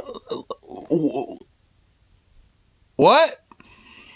Yeah, I think he is. It's like I think he's starting to run out of the steam. Is he suggesting that Mexicans are making their way through the hydroelectric turbines of the what? Well, is there? I wasn't aware there was a dam that straddled the U.S.-Mexican border. Oh my god. These guys, I call them Pedro, these Mexicans, they swim down the river, they go through the dam, they go through the steam turbines, they swim like a fish, they bring cans of pinto beans with them, and by the time they're on the other side, they're refried beans. They spin so fast. We have to build a wall in the turbine. We have to build a wall in the dam. Little Mexican fish people. Oh my god. Stupid. coming. You close up one and they come into another. And we started another 100 miles of wall. In fact, I said to my people, if we start this and don't finish it, and then we had a rigged election, I'm sorry to say it. The election was not rigged, Mr. President. You can't keep saying that all night long. And some of your Republican rivals have Well, he's going to keep saying that. Like, why don't you actually, like, say something about it then, bitch? Besides, you just can't keep saying that. Knock it off. Like, fucking slap the orange off his face about it then, bitch. Like, something. Fuck. Immigration policy that separated families at the border. If you... What's next is Republicans say we need... Dude, some of them already are. There's been a couple of them that have mentioned it before. Well, when you have that policy, people don't come. If the family hears that they have to be separated, they love their family. They don't come. Cool. Violating international law and tearing children from their parents, you know. Well, like, the logic of this is like, also the thing that Biden's still doing. Immigrants won't make asylum claims in our country if we just beat them to death when they get here, you know. So, I know it sounds harsh, but if you remember they said I was building prisons for children. It turned out that it was Obama that was building the prisons for the And you expanded them, and Biden's continuing to maintain them. You're reelected? Well, we have to save our country. Oh my god. How much more I can handle with this? Yeah, let go with blaming the policy on Obama. The current administration has made it clear that we should continue to provide military equipment to Ukraine so that they can defend themselves. Do you support this decision, and how would you deal with the increasing threat posed by Vladimir Putin? New Vush dropped. They trashed Subway Killer. I was saying that earlier, and it was literally from this stream. Actually, it was like near the end of the stream, I think, is when it was mentioned. Oh, thank you very much. It's really nice. And it's an important question. Because I literally got the very last little, like, 20 minutes or something of the stream when I woke up earlier, and I was like, huh. Yeah, and I saw some of this and went, oh, yeah, there's this. And then after that, he was about to wrap things up, and then it came up that, that happened.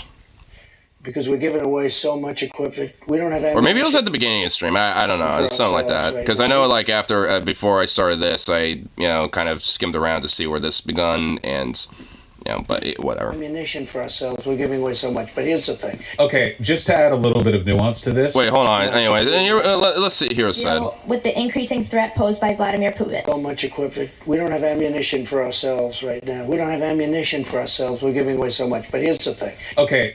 What? Huh? No, we're not. We have, like, more than what we know what to do with. Like, what the fuck does that even mean? Like, what? That don't even make sense. I mean, like, okay. To add a little bit of nuance to this, he's slightly correct on this point. There are some... I mean, is he? Specific types of munitions that we were reaching the limits of what we consider to be an acceptable reserve amount. Like what, like 7.62, fucking, like 7.62 by 5.1 NATO, 5.56, stuff like that. Like stuff that we manufacture literally all the time here in America. I mean, like, that type of stuff. We're giving away some types of equipment. We can't give away all of it, obviously, because we want it. So we're running low on some stuff. And the reason for this is because we actually have really outdated production facilities for some of our ammo. Okay, I could be wrong on this, but aren't there like only a couple of facilities that are rated to give the Army its ammunition? Like, yeah, pretty much. It's like there's like specific like ammo factories that are contracted for like military production. And not every munitions, company is, going to be, getting those specific, or at least like not every factory has those type of contracts and shit. And I know like Remington's definitely a big one because like even for civilian purchase, like that ammo is very expensive in comparison to other brands. Like, and a lot of it's because like their ammo factories are meant to also be like, that type of grade, to where they also get like federal contracts and shit too. And there's a few others as well that are like that. Factories? Hold on. Where does U.S. Army get its ammunition? I guarantee you Remington's going to be one of them. Yeah, the Lake City Army Ammunition Plant, the LCAAP, is a 4,000-acre government-owned contractor-operated facility in Missouri. Damn. Established by Remington in 1941. Fucking knew it, Remington. Fucking knew it. Wow, I took a guess in the dark and I fucking knew it.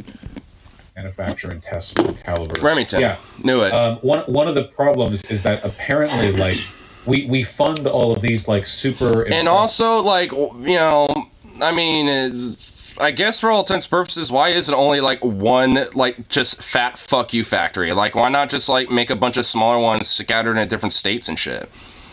Like, wouldn't that also be a little bit more like, yeah, like just kind of, better for also like, moving, like the, munitions around too? Because if you had to have it all exported from one site, that it, makes some, like, field bases and shit a lot harder, or at least a lot longer to reach, the destination, so to speak, right? So, like, having more, like, those type of, munitional factories and shit, at least in various different states and stuff, would probably make a little bit more sense than just having it all in Missouri.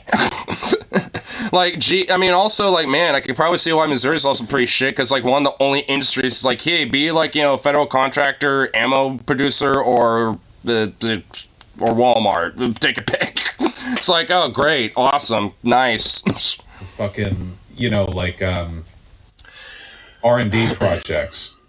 But there are some elements of our like back end production we just haven't been building up that much. What about that new rifle that needs ammo manufacturing? Well, this is small arms, so I don't know where that comes from, but that shit's expensive, man. Well, like, rifles are a part of small arms. So, like, that new rifle by SIG, that's being produced and shit, or at least a contract for the military, like, they're going to need to have, like, specific factories contracted to make them. And also, well, obviously mainly by SIG, like SIG factories.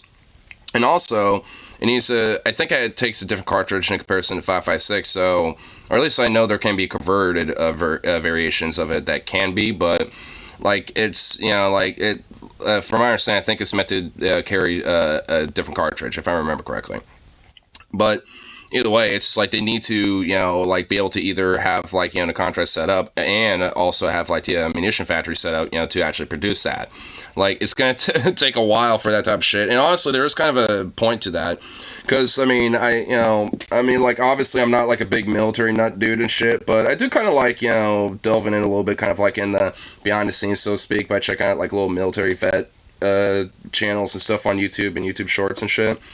And, like, you would not believe all the random nonsensical bullshit, like logistics, getting equipment in, even getting things like MREs and shit, like, sent to the base and stuff. Like, here in the States, like, because things will literally take months on end. There's, like, unnecessary bureaucracy, like, 8,000 ways till Sunday.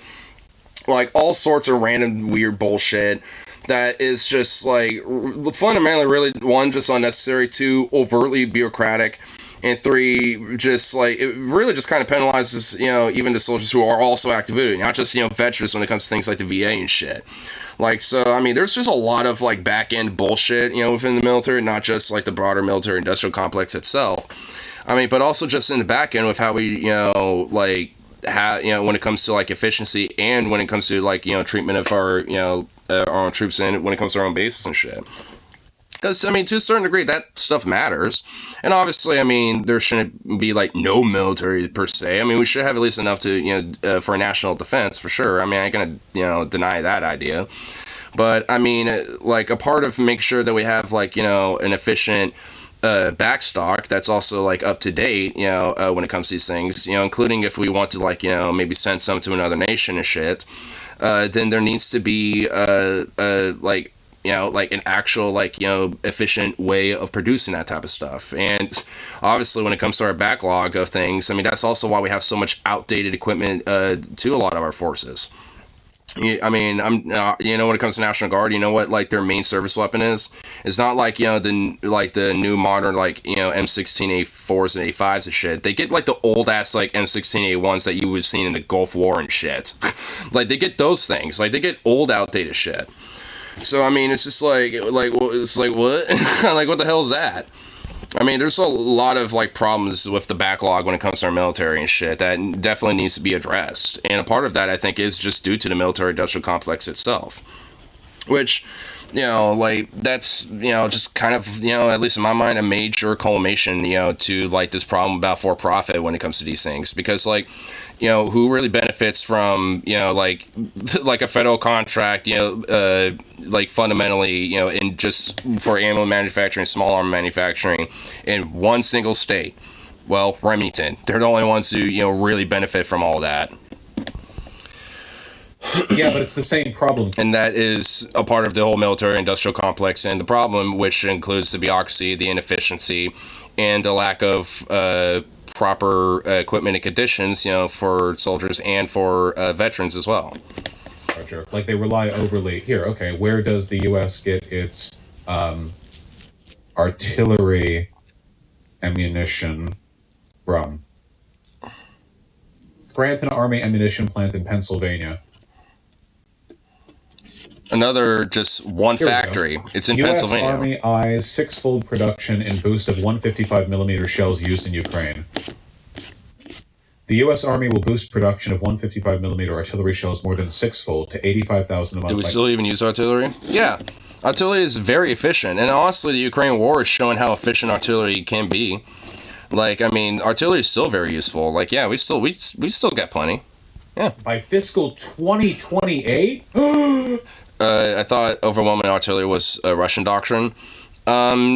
Well, overwhelming artillery, like, overwhelming bombardment, like, we're more about strategic artillery striking. So we'll, like, have a very specific coordinate area and just, like, do, like, a few specific shots in that area. Like, but the thing is, like, that's not always totally the case, because we also have done that, too, in places like Afghanistan and shit. Like, when fighting Taliban and you get, like, a few bunkers, on the side of a hill with some Talibanis there, take some pot shots at a convoy or some shit. And there's like an artillery battalion within firing range. Like, yeah, they're just gonna unleash a lob of shells and just fucking hit that entire fucking side of the mountain. Like, I mean, so we'll use overwhelming artillery doctrine, if we, think it's necessary, even if it isn't. But, America ain't, a stranger to that either. Just saying. What the fuck? I mean, it's more predominant that, like, it's going to be, like, strategic. Like I said, that's more, like, what the doctrine is around towards. But it's, it's like, if there needs to be a sense of just, like, unleashing a bunch of fucking fuck you shells over to some area, and just, like, making a bunch of craters, like, we'll do it. I mean, fuck, it's America. I mean, come on. What the fuck is our back end, like, ammunition production so slow? So it's currently at, like, what, 17,000 a month, and we're going to up it to that by 2028? Yeah, 14,000 a month. Bruh. Man, our production is fucking... takes a lot of time. It's apparently something that we've been slacking on. I mean, jeez. It takes specialized equipment, maybe? For 155mm shells? Nah. I mean, that's a pretty standard shell cartridge, honestly. Like, that's actually a very standard shell for artillery and tanks and stuff. Like, even Russia has, like, 155mm shells. America slacking on production? Shocking! I know, right? I mean, for real. And I don't necessarily think this is just strictly because of, like, the capitalistic elements. I mean, it most certainly plays a role, but also I think, notice that, like, this is, like, when it comes to, like, the production of these things, it's literally just one factory. It's not like, maybe 3 or 4 that's, like, scattered in different parts of the country or something. It's literally just one. It's like, what? Like, I mean, there's also part of it. It's like, what? I mean, if we're gonna, like, expand these, shouldn't we also expand, like, a factory or two as well? I mean, I'm not about, like, expanding, like, military production shit, inherently, but, I mean... Like, if but I do think it, like I said, when it comes to at least, having at least some sort of a backstock, I don't necessarily think that is entirely a bad idea. Also, when it comes to, like, things like just ammo and shit. Because ammo, like, if stored properly, won't go bad. Like, I mean, like, if you have properly stored ammo, like, and it sits there for, like, 20 years or, or more, like, it'll still be fine. Again, it's stored properly. If you have it improperly stored, don't trust it. But, I mean, but either way, like... There's been people that have had, like, ammo, like, stored in shit, 100-year-old ammo. Chances are it's been stored in so many different places and moved around a lot that you want to, like, literally look at every fucking bullet and every cartridge and, like, do your due diligent research to, like, find out what to look out for. And even then, you want to be careful. Like, old ammo like that, that's more of display shit right there. Like, I mean, like, if I were to find 100-year-old ammo, I'd probably use it for, like, display more than anything. Because, I mean, if you want to find ammo that's, like, for, like, some older rifle, that's, like, a 100-year-old rifle or some shit, there's ammo manufacturers that still make cartridges, from those, type of guns and shit. Like, when it comes to, like, a 7.92 Kurz or some shit like that, or, whatever the fuck. Like, I mean, there'll be ammo manufacturers that still make it. So it's not like, I mean, it's hard to find it, but it's not like it's impossible. I mean, at least when it comes to current production. And also, obviously safer. And for convenience, it's brass, so if you know how to reload it, then you don't necessarily have to continually buy it over and over again. You can just reload them. Which also, in a way, is cheaper.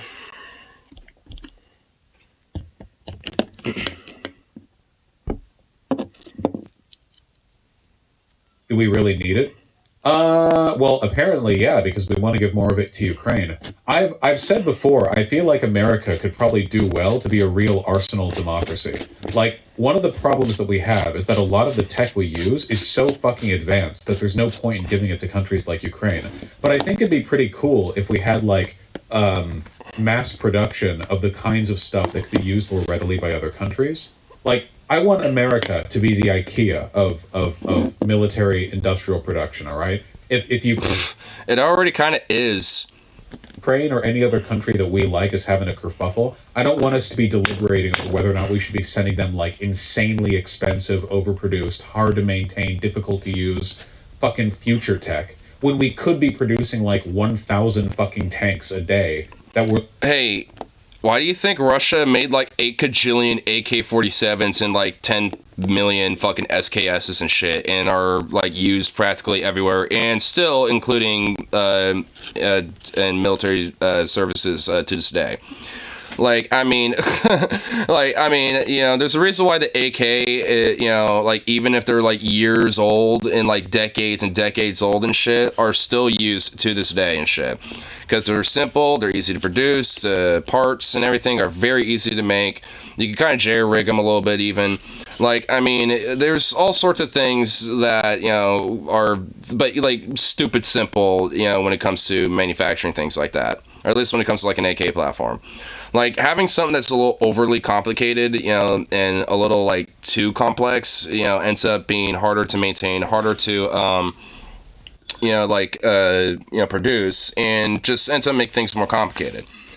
I mean, in a way, if you think about it, like, at least in World War II, like, that's why, like, you know, Russia's, like, firearms are broadly, like, more efficient, despite being more simplistic, you know, in comparison to German firearms. You know, I like the MP40 and stuff like that, just because, I mean, those firearms are a lot more complex in construction in comparison to a very simple stamped PPSH or some shit. I don't know how to make an AK. Well, I don't either. I know how to maintain one and take it apart and stuff like that, but I don't know how to make one. Like, yeah, if you literally gave me all the raw material to make one and said make one and gave me the equipment and everything, I would literally look at you and be like, what the fuck do you think I'm going to be able to do here? Like, what do I start with? Like, you know, I'm going to need to, like, it will take time. Like, that I would have to go to, like, a school for. I don't even know how to maintain one. It's easy. Like, it isn't that hard at all. Like, it really isn't. Like, they were made to be stupid simple to maintain and to be worked with and shit. I just assume they last because that's a reputation. Well, yeah. I mean, because like I said, they're easy to maintain. Like, if you don't maintain them properly and stuff, then yeah, they deteriorate like any other gun that isn't properly taken care of. But, like, if you give it at least a little love and care and, you know, keep it oiled up and shit like that, she'll run just as good like you fucking got it out of the box, right? Like, I mean, in case, like, one of those hardy, trusty guns that, like, are just fairly reliable. I mean, even if, like, you know, it might be prone to, you know, a certain thing here and there, like, it's easy to deal with those, you know, issues. I don't think I'd have the money. I mean, it's not really that expensive. I mean, the only reason why I put so much money and investment on mine is because I've been getting furniture and different parts for it. Like, to actually maintain it isn't that expensive. Like, all you really need is just a gun lube is hella expensive. I mean, yeah, it is, but I still have mine. Like, I mean, you don't need a lot of it. You just need enough, and mostly in the bolt receiver area. Like, you don't really need it everywhere. $20 a bottle. Is it really that much over there? What the fuck?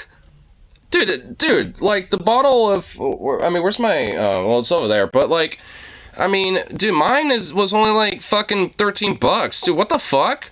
And it's only, like, a small little thing, and I still have, like, half of it left in there. We had a shortage here for years. A shortage? How did Alabama get a shortage? You'd think Oregon would. I'm like, what the fuck? That is just weird.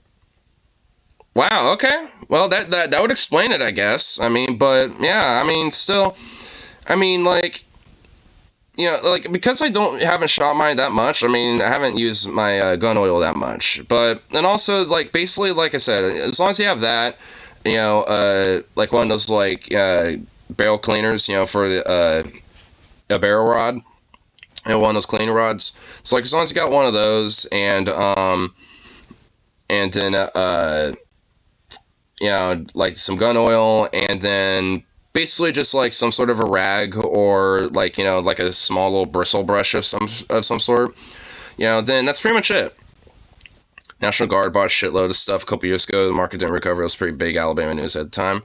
Wow, so the Alabama National Guard bought a shitload of it, and wow, damn, rip. Well, see, this also kind of applies, to a little bit of conversation about, like, what Vosh's talking about here, if you think about it. Like, I mean, how in the fuck does, like, the U.S. Gov not have it, like, its own, like, contract of producing that stuff, that is directly, sent to the Gov so they could distribute it to different National Guard units and shit in different states? Like, what the fuck? Like, I mean, that's just, it seems like another, problem of bureaucracy there. Like, let's do a private contract instead and just, like, buy a bunch from a private company so they make a bunch of money, and then the big wigs in the military, make a bunch, and, the boys, in, in the barracks will have a bunch of fun with the new gun oil, shooting their guns and shit like that. I think some more corporations are producing. And, yeah, and I guarantee you they'll use, no one wants to work anymore, as an excuse as to why they're producing, less. Even though that they could produce more, if they actually, properly invested in the working conditions and the wages, and also maybe expanded a factory or two. But we don't want to do that. It's brain poison. It is. Preaching to the choir with it. Top of the line back in 1982 and just send them over there, That'd be the good shit. You know what I'm talking about, right? Because this is literally a problem we're running into with Ukraine. We have stuff to give them, but, like, Russia just has so many people and so many tanks that are like shit compared to ours. But we can't send Ukraine, like a whole fleet of Abrams. They're really expensive. Well, a lot of old models are also just rotting in the desert. So it's like, even if they, get a bunch of those, like, I mean, then, I mean, shit. Like, I mean, they're probably not going to work properly anyway. Give them old patent tanks, because I don't even think we have that many of them anyway. Don't we have a shitload of leftover Shermans from World War II? I don't think anymore. Like, I mean, I don't know. Here, let me see. Let's look it up.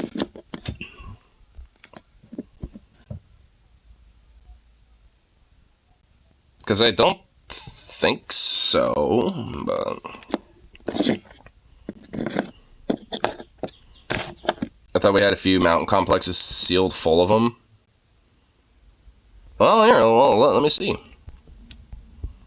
Does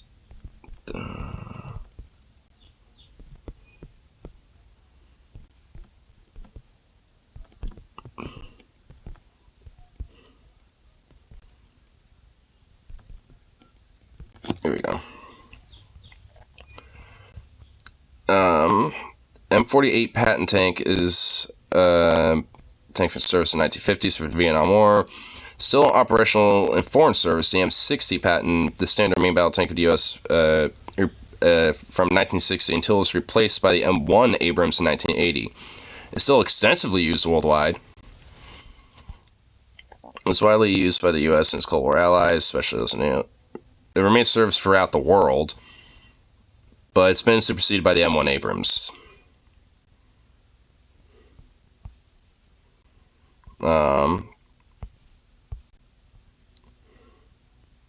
What's the oldest tank still in service? The M60 patent was America's first main battle tank of heavy lifter for the U.S. But into his final retirement in 1997. Still in service in allied countries around the world, and Raytheon has come out with a modernization kit to get ready for return to first century combat. Oh, so the M60 patent tank, is so if I mean, if anything, it's likely to probably come back, and maybe not into U.S. service, but more so predominantly into service in other militaries.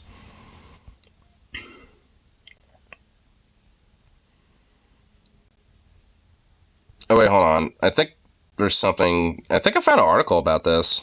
Ukraine's getting bridge laying patent tanks. Oh, bridge layers. So these are, like, patent tanks that are specifically meant to, like, be utility. As part of...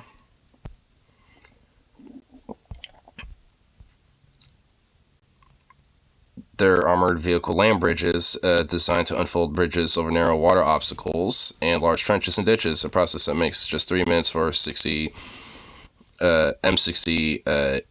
AVLBs. The bridge launching vehicle then detach that so company armored vehicles can roll across. Like a submarine, the enemy doesn't want them or expect them to be.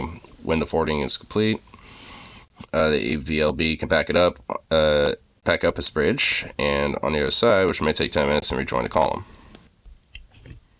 Huh. Oh shit, there's actually a video showing this off. Here, yeah, let's look at it. So this is an M60 Patton tank that's been converted to be this whole land bridge. So it doesn't have the turret, so it's just a utility tank. But it just, launches it, just kind of unfolds this fat fucking thing.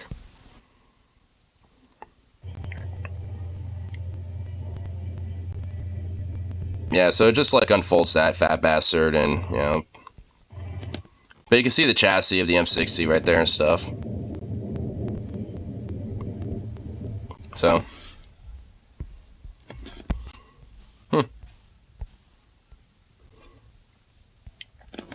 So I guess they're not like going to be like I figured, they're not going to be combat variation of those tanks. They're just utilitarian versions of them.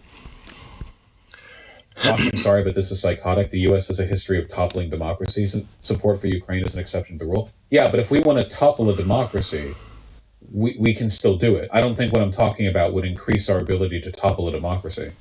Affiliating as well as M60 would be decent to produce the Lend-Lease to Ukraine without giving them Abrams. I guess. I mean, I suppose considering what Russia has for tanks, they're being sent out. The M60 Patton tanks, are kind of meant to slug it out with them. So I mean, they would be competitive, tanks, to fight against them, I suppose. I mean, since there's already a bunch of other countries that have parts and still use them in service. I mean, getting parts for that tank and getting different, Lend-Lease, parts and equipment and shit like that, it wouldn't really be too hard, even if we don't give them that. It's really advanced enough to support the modern stuff. I mean, it's more just because, they just don't have the industry to help, manufacture that. They have to, I mean, especially now, they have to strictly rely on, foreign support, basically. But, yeah, I mean, but at the same time, yeah, it's not just with that, but even before then, they didn't really have that much of a military. They had a pretty impassioned military, obviously, and that were pretty, adamant about their defense and shit, and they still are. And now they, because they've been able to at least get a lot of pretty basic equipment, they're able to kind of hold out their own, including jerry-rig a bunch of shit, too. There's, kind of homemade type of, weapons that are being manufactured, from, jerry-rigged automotive, shops and shit like that people are doing. And sending those off, to Ukraine troops and shit. It's honestly, the ingenuity going on is pretty impressive. And, and also that's kind of why I think, especially sending more older stuff, actually, it would be more in a benefit because it's easier to jerry-rig shit like that. If they don't have necessarily all the parts, to an M60 Patton tank, it's easier to jerry-rig that versus an Abrams. Or any other modern piece of equipment. I mean, that's why you, every now and then, you'll still see those, coaxial, fucking, Maxim machine guns and shit like that. You'll still see literally, water-cooled Maxim machine guns, being used in the war right now. So, all in all, I mean, it's just I mean, when it comes to, older stuff, they know how to work around that a lot easier. I mean, that's kind of their bread and butter. That's kind of why, I'm a little more biased towards, especially when it comes to firearms stuff, on older stuff and more vintage things, because there's something to be said about being able to be, old still, even if you have to jerry-rig it up a little bit, and still fucking working. And working just as good as all the fancy schmancy shit. Yeah, is it just as good when it comes to the fire rate or accuracy and this and that? Maybe not as good, but you know what? Hey, does it get the job done? Yeah. We can already do that if we want to. And have.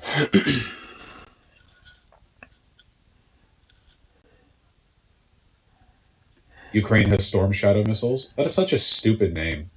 Storm Shadow? What a dumb name, dude. Cruise missiles. Let's call them the Storm Shadow. Counteroffensive gonna go well, huh? 300-kilometer range? Oh, Russia's gonna be mad about this one. Holy shit. Oh, shit.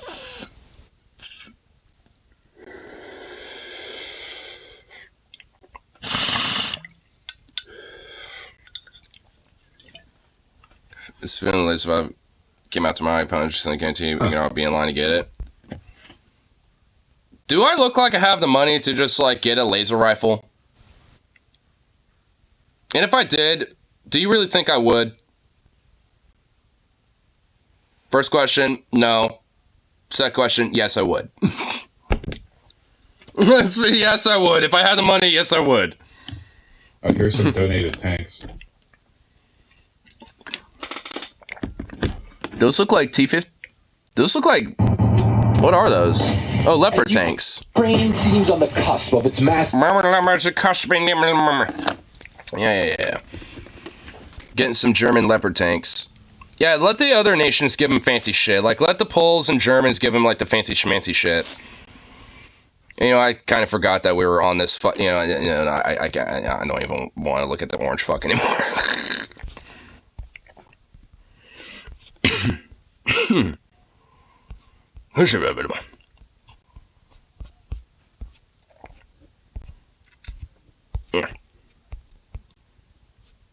Here.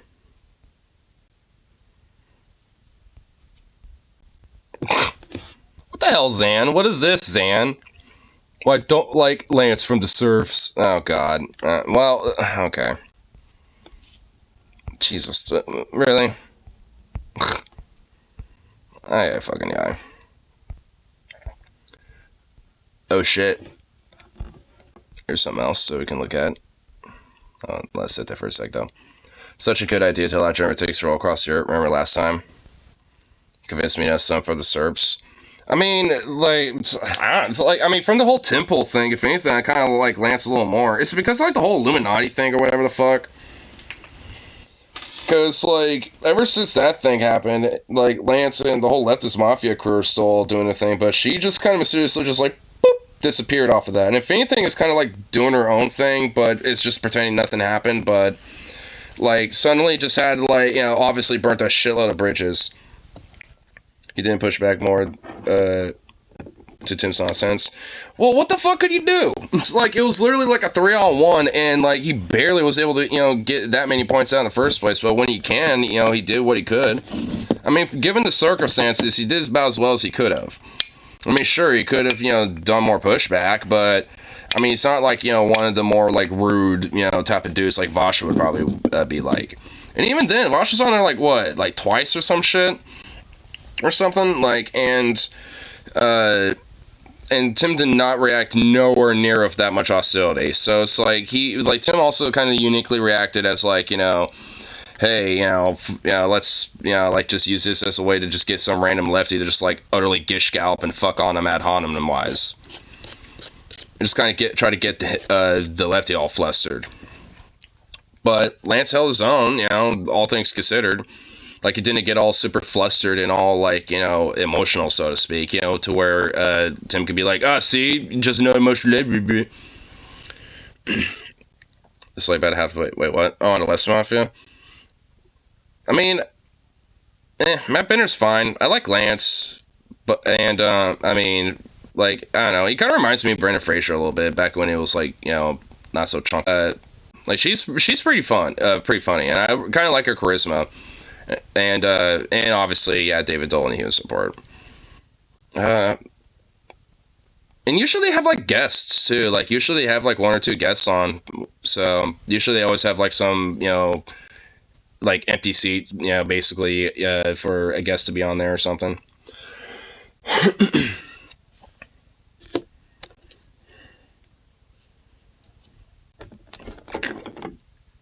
Was a sexy man in the late 90s? He was. I will almost certainly, you know, I think we're all gay to admit that here. Well, I'm straight bisexual as fuck. Like, I'll, like, straight, like, get on my knees and worship that, like, 90s Brendan Fraser dick, okay? Like, I'm just gonna be blunt with that, alright? Like, I'll be blunt with it. I will.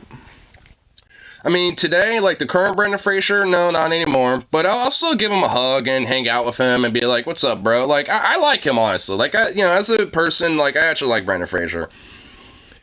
And the mummy wasn't bad to look at either. Oh, like, when he wasn't, like, all ugly, mummified looking, but looked like, you know, the pharaoh that he was and shit. Yeah. I mean, I could kind of see that. I mean, honestly, there was just kind of like that whole like strapping, like kind of like bead of, you know, kind of sweat or oil, like kind of strapping stud type of man. Like that was kind of like a thing in the 90s. That was like a big thing. Is he getting back in shape for some movie? Oh, well, yeah, good on him. Yeah, because there was the movie The Whale, which I still want to watch, because I heard that was actually legitimately a really good movie. So I really want to check that out. Entire cast was hot, to be honest, except a little Muslim trader. Jesus, this is the way you just bluntly put that little Muslim trader. The guy who got the Beatles under his skin. Yeah. Yeah, I know what you're talking about, though, but just the way you just, like, worded it. I know what you were talking about, though, but yeah, I get what you mean. What the fuck? I mean, in a vacuum, that just sounds a little bad, but, I mean, I know what you meant, though. You know, the way to describe him, Lamau. I don't know his name either. Like, I really don't, so, I mean, I probably would have said something pretty similar. It's just like, so don't feel bad. I just thought it was funny, just how it was just like, bleh.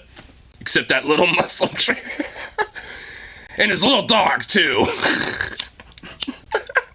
It's like oh my god, dude.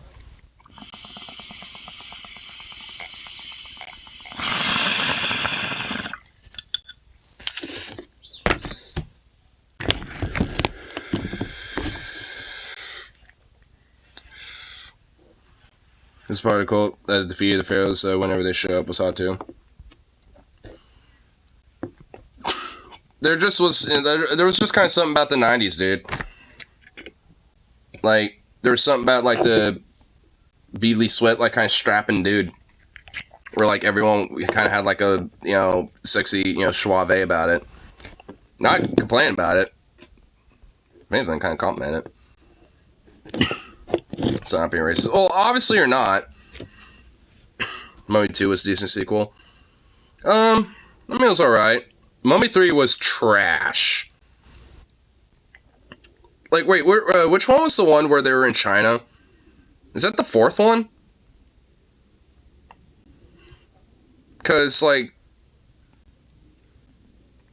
I feel like, I mean, like, that one had more potential than it had, like, you know, than it was, like, released with. Because that one, I felt like was a little bit of a let.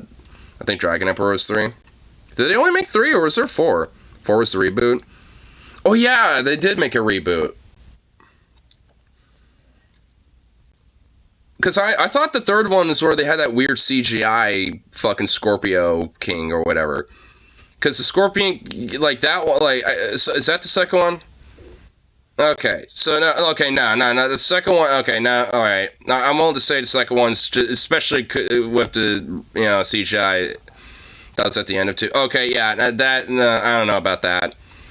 The third one, I felt like, actually, like, okay, so if that's the Dragon Emperor, like, I personally thought, like, that could have had more potential, but it was just a real major letdown. And plus, like, some of the shit was a little ridiculous. There was just some stuff about it, you know, that was a little absurd.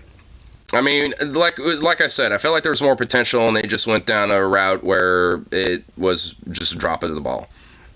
Because honestly, I like the concept. I kind of like, you know, some of the sets, and, you know, and the bigger fight scene I thought wasn't terrible and shit. But, like, I mean, it just, like, was a, you know, hit and a miss, you know? Like, that's what I thought about it. Like, there's some stuff I can at least look at that movie and think, all right. You know, but, and honestly, even the concept, like, I'm like, okay, the concept isn't even that bad. I'm kind of ridiculous to summon an army of ghosts to fight statues. Yeah, that's where I thought it got a little ridiculous. Like, it would have made more sense if they literally got, like, the fucking, like, skeletons, like, you know, of, you know, the dead and slaves and shit, instead of them being ghosts. Like, that would have been more cool. And also a lot more of a, like, a darker fucking, like, aesthetic, too. All these fucking skeletons and shit, and they got, like, these different, like, fucking workers' tools and shit, stone tools and stuff, and they're fighting against terracotta soldiers. I mean, that would have looked a lot better. You can't tell me that would have looked a lot more cooler, like, these skeletons and shit, instead of these weird ghosts. That would have been more expensive. Sure, but that's why I say it's a hit and a miss. Like, there's more potential in that film, I think, and they just dropped the ball. to not do it? Well, it's because they didn't take the risk. Like, it's kind of really more of a broad critique of Hollywood. They just don't like taking risks. And that would have been more of a risk, because also would have looked a little bit more scary as well. When it comes to kids, that might have been, wanting to watch the film, because, they're also trying to get, the people that grew up watching their first films, get their kids to probably watch it too a little bit. So, that probably would have looked a little bit more scary and didn't want to take the risk of parents being like, this is scary, or whatever the fuck, even though it's meant to be. It's like meant to be like a fun action horror thriller, basically. There's meant to be some horror elements about it. It's meant to be kind of scary a little bit. It's like, what the fuck?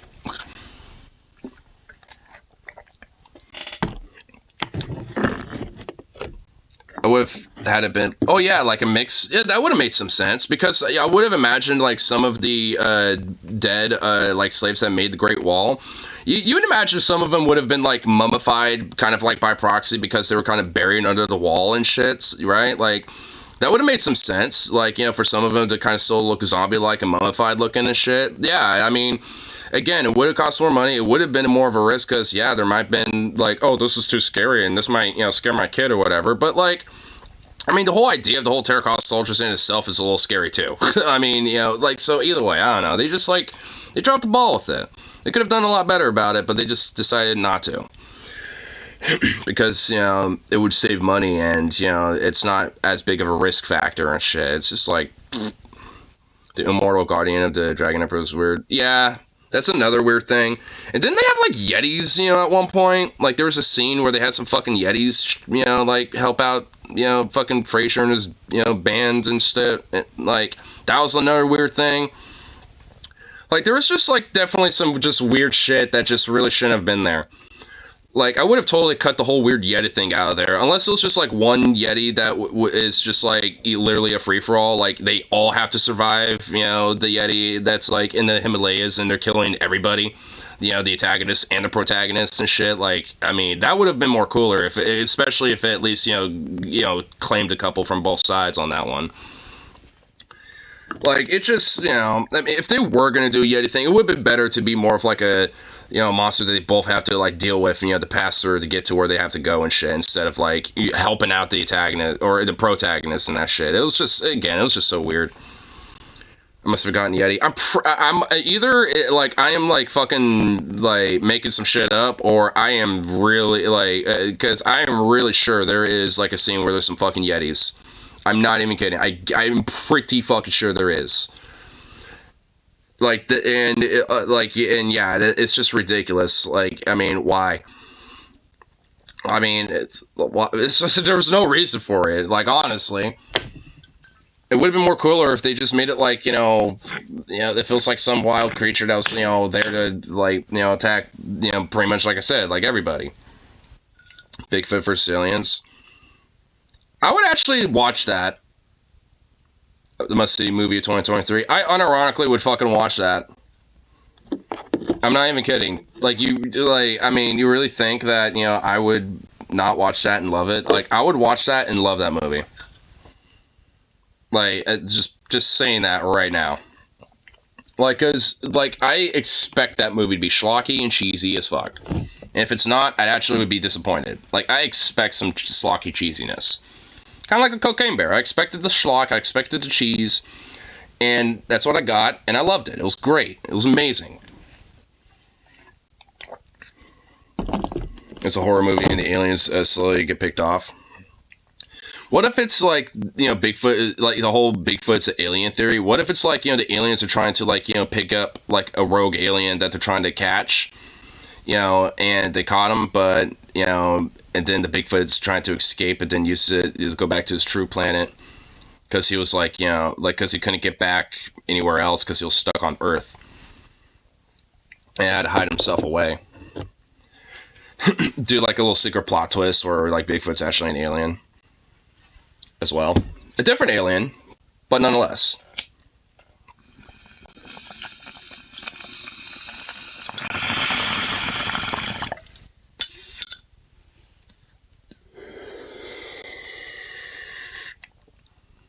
I feel like we're just rehashing Alien at this point.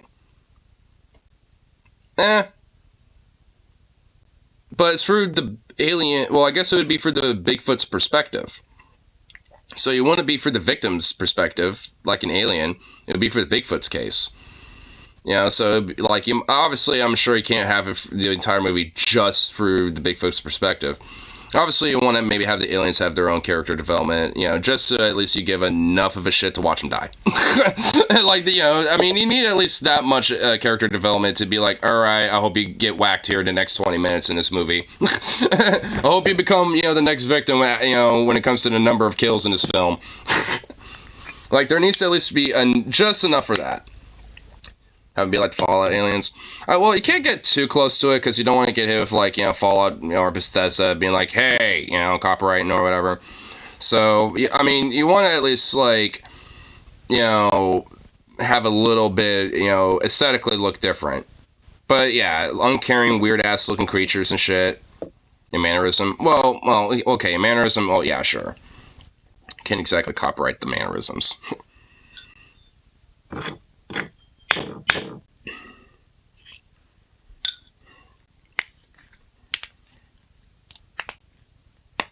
Ooh, that felt fucking good. Damn.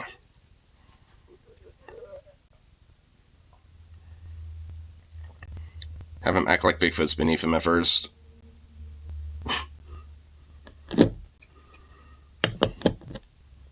Well, I mean, in a sense, like, I mean, when it comes to, like, the whole idea of, like, a different alien race, trying to, like, capture, like, some rogue, that is, like, stuck on another planet, I mean, it would make, it also kind of plays into that, too, because obviously if they're trying to, like, capture, like, this other alien stuff, obviously they're going to see him as, like, some sort of a lesser.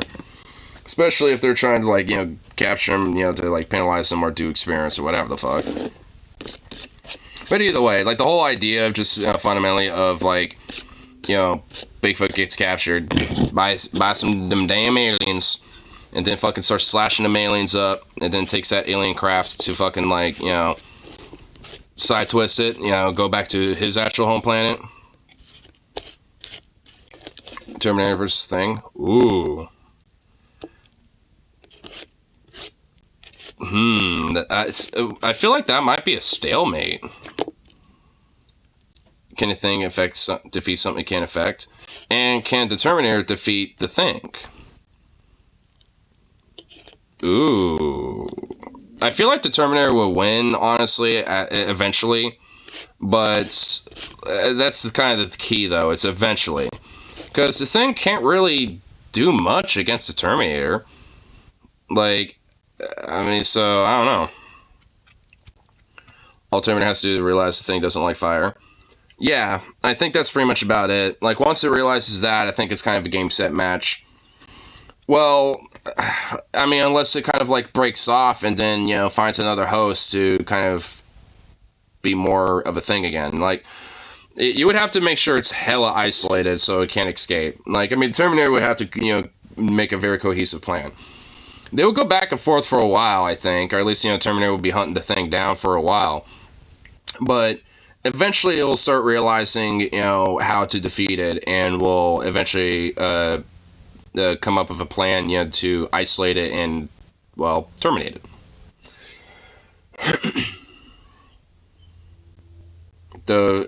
The Thing, if it had enough affected, could win through attrition.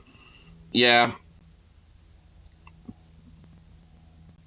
Well, I mean, they're like, if the Terminator also has, like, some of the, like, organic, like, skin, like, on it, the Thing could potentially infect that, and thus kind of, like, maybe not infect the Terminator itself, but at least, maybe at least, kind of force, some sort of element of control to it. It feels more like well, yeah. It definitely is, for sure. I mean, it has, like, a lot more of a sense of being kind of like a wild alien creature that's just kind of, like, wandering in the environment, and more so than, like, a sentient thing. But then all I have to do is rip the skin off, Spider-Man 3 style. Well, yeah. That's kind of the other thing, too. Like, Terminator could just do that. I mean, so, it's... Yeah, thinking about it, it would be a good fight. It would be a really cool thing to see, I would think. But, I mean, it would certainly be the case where I think that, like, the Terminator at some point eventually will win.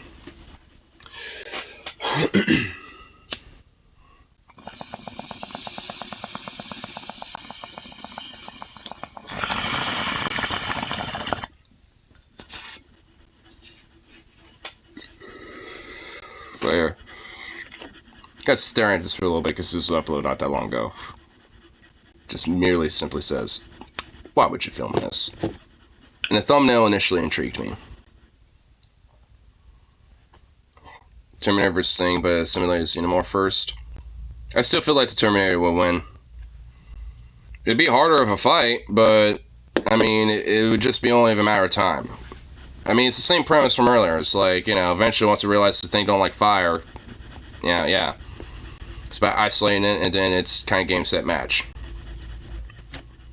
Anyway, phenomenon I've talked about quite a few times on this channel over the years, and it's a recent development in our species where people will record themselves having an unhinged meltdown, just actually getting video evidence of their worst moment, and openly post it and expect people to be on their side. No, this is Charlie. This is Moist Critical. This is literally not Six X and Hammer. Why would I watch that literal fucking weird Nazi freak who literally looks like a rejected, like, 60s fucking meth-addled rock and roller who can't barely play guitar because he's literally that strung out? Illusion and everyone thinking that they're the main character, so everything looks like him to me. It's probably just a long hair, but you want to know the main difference? Six wears a leather jacket and no shirt. Charlie at least wears a shirt. Justifiable, and they're just perpetually morally righteous with every decision they make, so they film it expecting to get a bunch of pats on the back and people just really rimming them out for such a great job at handling confrontation or whatever. But it's just still so weird to me that this is so common. And that's of course what today's video is on. It's a woman who's having a conniption, just blowing a gasket, going ballistic at a man and his dog outside of their business. And she gets out her phone for that little recording buff. Tie your fucking dog up, you fucking piece of shit. Where are you? Are you even white? You're not white, huh? Did she just, like, throw some casual racism out too? It's like, are you even white? I bet you're not even white. Like, okay, I thought it was gonna be, like, loud, but it really ain't that loud, so hold on. I gotta hear that again. Did she just say that? Tie your fucking dog up, you fucking piece of shit. Where are you? Are you even white? You're not white, huh? You fucking dumb shit, like you just called me. Zoinks, Scoob. This one fell apart real quick. She only got one sentence out before immediately devolving into some racism. Dropping a go back to your country line. That's a 10-year... I mean, she already did that with, like, are you even white? But you're not even white, huh? Well, like, I mean, she already did it with that. Dude, what is with these weird unhinged Karen freaks that just froze just random casual racism out? Like, I mean, if that shit happened, I wouldn't be like, bitch, like, I'm literally walking my damn dog. Oh my god, if I had like some Karen bitch do that to me while I'm like walking my dog, oh my god, I unironically would like yell at them to fuck off and shit. It's like, yo, like, I'm walking my damn dog, fuck off, like, I ain't bothering you. Like, you know, it's like, I mean, you go have a conniption fit, you know, with someone else and their damn dog if you think it's such a fucking problem, because look at everyone else, you know, walking their fucking dog. Fuck you, bitch. Right off the rip. I mean, that's a technical foul. Like, my god. And she's recording herself doing this. Supposedly to post on Facebook or somewhere, or maybe she's streaming it on Rumble, like, God only knows. She is filming this moment herself for the cringe compilation. Proudly. And then still going through with all of the stupid shit she's saying and is about to do. Now, the man is also filming her. This is another very common interaction in this day and age where one person's filming, so then to counterbalance it, the other person starts filming. It's kind of like in drag... I mean, at least, like, honestly, like, you know, when it comes to, like, the dude walking his dog, he's at least, you know, being good about it. He's just, you know, recording for his own protection. Which, you know, especially considering the perspective of the lady, too. I mean, he's probably literally just sitting there while the dog is probably just sitting down, just like literally sitting there, just kind of chilling. and like this bitch is just like having a conniption fit. So it's like either way, it's like, I mean, it's just like more video evidence against her. Z when they have like the beam battle, the beam struggle, so like a Kamehameha wave mixing with like a Gallic gun or some shit, and it's like going back and forth. That's what it's like in modern day with confrontation, where two people start filming each other and it's this war of attrition for who's gonna break first or have a cancelable moment. It's just a tug of war. Everything is filmed all of the time. So all of these arguments usually don't even take place face to face anymore, even though it's in the real world. They'll immediately bring out their phone and argue with the phone that's looking at the person.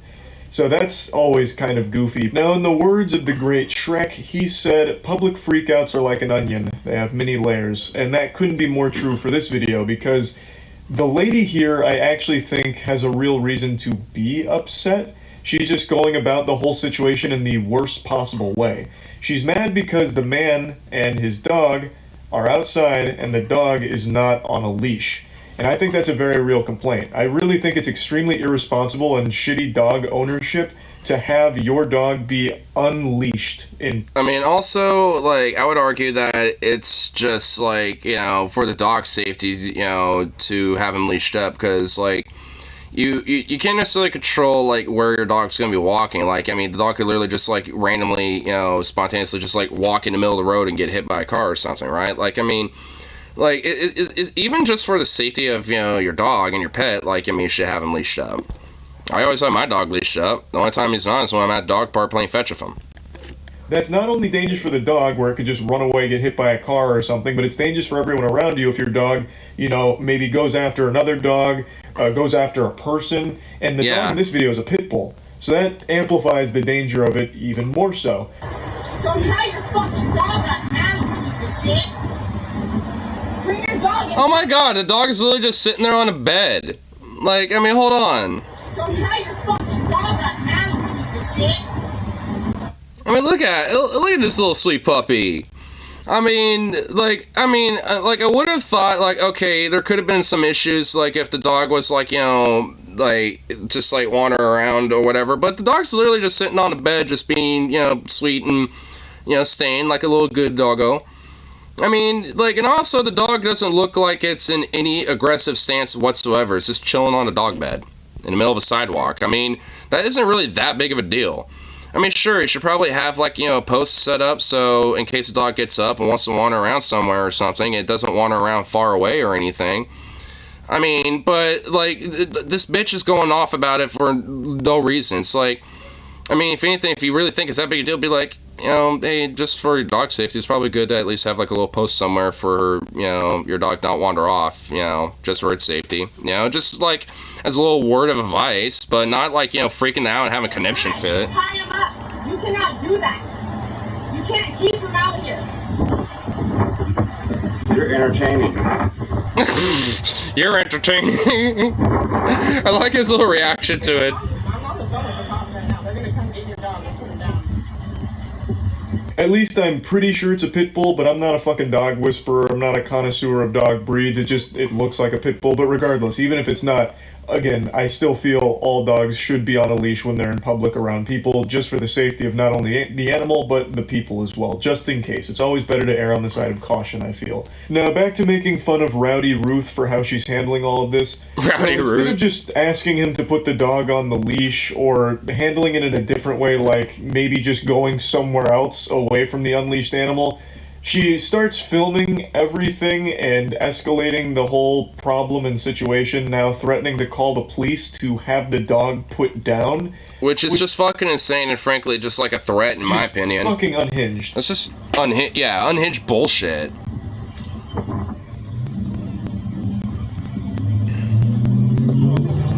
Ah, whoa! She came out of nowhere! Fucking touch me! Piece of shit!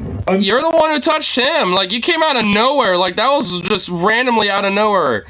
Like, this, and then all of a sudden, whoop, she's right there. It's like, what? Oh, God. Like, Jesus Christ. Don't fucking touch me! You're the one who touched him first, like a bitch. That seems to be increasingly common is someone saying, don't touch me, as they're initiating all of the content. She's coming at him like a linebacker about to sack the quarterback here. she charges at the guy, and then he like turns and looks at her, and I'm assuming kind of like moves her hand away or something is what it looks like, when she was the one that actually started the physical component of this. It's just like, here, let me physically start assaulting you. It's like, hey, don't start touching me, man. What the fuck, bro? It's like, you're the one who started it. I've seen this kind of shit so many times in videos like this, where an argument gets to this point and the person's going wacko mode, like they're going goblin, so they're like, don't touch me, as they're like charging at the person, or like, stop filming me, as they're doing everything they can to be in the video. Like, there was nothing physical happening here until she started it, and then gets mad at him for like defending himself's not even the right word, because he didn't even do that. I think all he did was just like move her hand away. If that, like, I'm only assuming based on the way she. And honestly, at least just judging on the video, it looked like he just kind of stepped back. Like, he didn't even, like, you know, touch her really. Probably just, like, you know, brushed her arm and, like, stepped away, and she flipped her fucking conniption fit over it. Everything. Whoa, and almost, Jesus, and almost trying to hit him. Like, almost hitting him with a fucking car, too. Like, damn, like, she intended to do that. Jesus, just like skirting away, all pissed off in a huff puff, like, you know, like rolling off, like, good lord. What a fucking crazy cunt. I know, but she was crazy. Now we've reached the climax here. The lady peels out like she just got her 5th star in Grand Theft Auto and nearly hits the guy filming, and then just floors it. Just absolutely zooms out as quickly as she can, and takes off into the sunset. This was probably the most exciting moment of her entire life.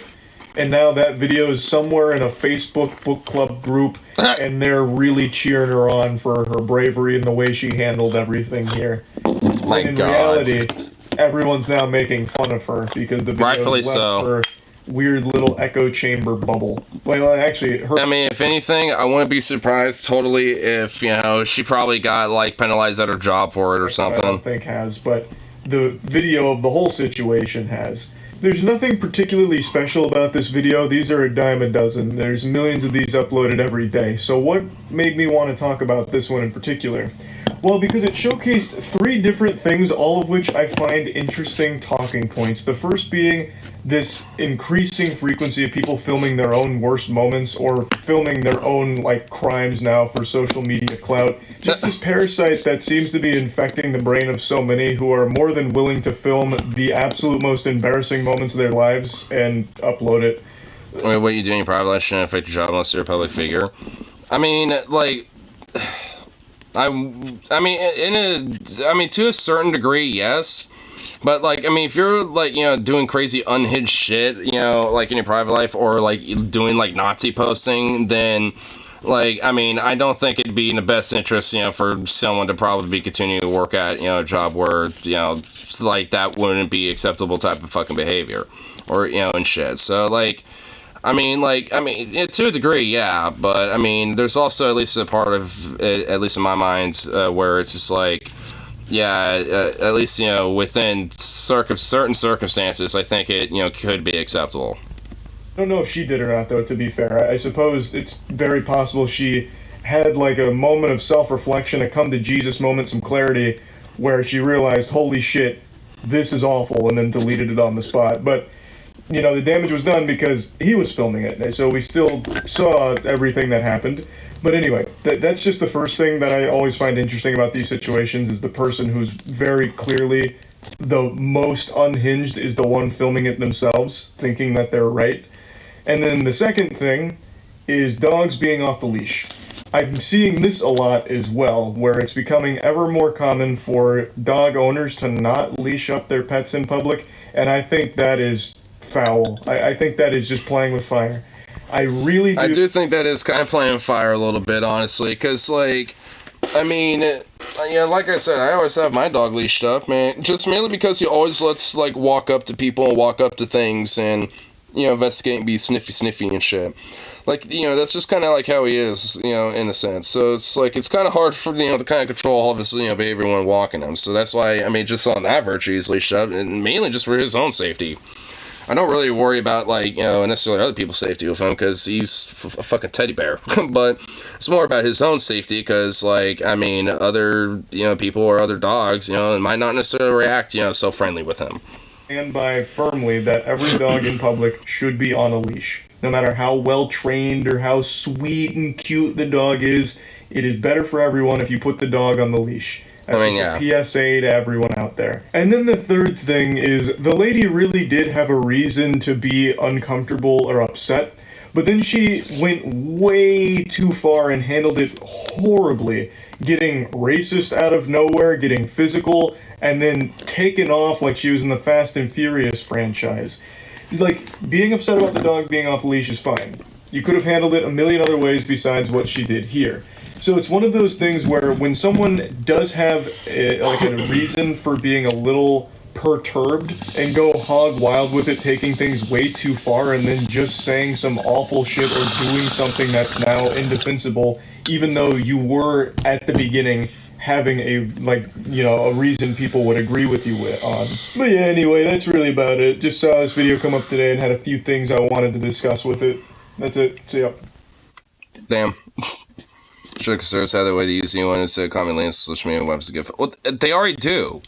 Like, that's kind of thing. That already happens. Like, when it comes to, like, a lot of unionization efforts in different companies and different businesses and shit, and stuff like that, like, it already happens there, where a lot of these, people and a lot of, like, socialistic or even, like, labor agitators do get fired, due to, their private positions and shit. Just because of various different activism that they have. So, it's like that stuff already does happen.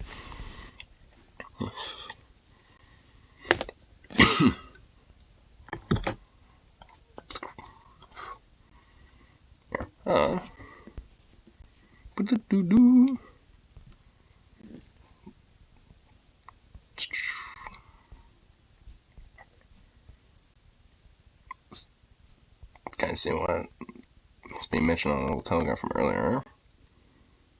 Not really much. Boo.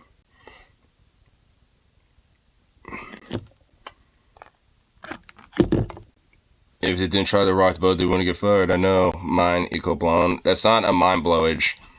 In fact, wow, so inspiring, so mind blowing to just be, sucking up to the status quo. Much inspiration on that.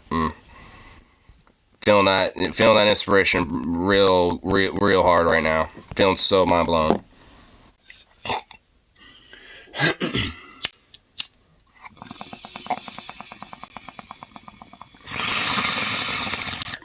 This is the extent of step ditches introspection. Oh my god, wow, what an idiot.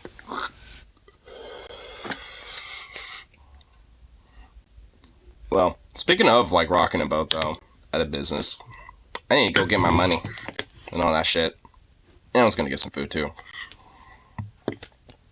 And, see how the little Zukof's doing. Because, poor little pup has his little foot, not doing too good. I don't see anything wrong with it, though, so I don't know what's up with him. But, not feeling too good. Something wrong with his little foot. It's not, like, overtly, not, like, stressed out or nothing. So, that's a good sign, at least. But, poor little pup doesn't really want to walk around anywhere. He's not even in there. He's, like, with my roommate right now. He's kind of chilling. I think he's... Is that, like, another thing that, he fucking says? Oh, it's like, company reserves right to just, like, fire you for literally any reason if you are unsatisfactory for whatever fucking reason. Especially if, you happen to be someone I don't like. Well, such hot, inspiring, mind-blowing takes. Something Walmart said, actually. Well, go figure. Honestly, I'm not that surprised.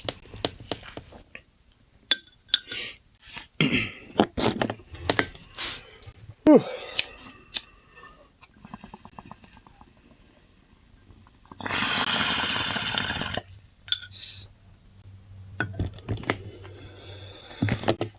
But anyway, gonna grab my money, do a couple little errands, grab a couple things. Then I'll come back. We'll check out that some of the right-wing pedia bullshit, because oh my god, the conservapedia and the encyclopedia. I gotta at least do a little bit of looking into at least a few pages off the incel wiki, at least. Because we gotta at least find some that are just like some really absurd, crazy shit. We can't just find like some cursory glance shit. I'll find one, but then we'll have to like go into at least like 2 or 3. But anyway, yeah, I would get one to burn it. I mean, and I wouldn't buy one. I would just like somehow just try to find one and just acquire it. And then burn it. But either way, I'm gonna go grab my money, do my little errands a little bit, and then I'll come back and have a little bit more fun. So, peace out now. See you all in a little bit. So,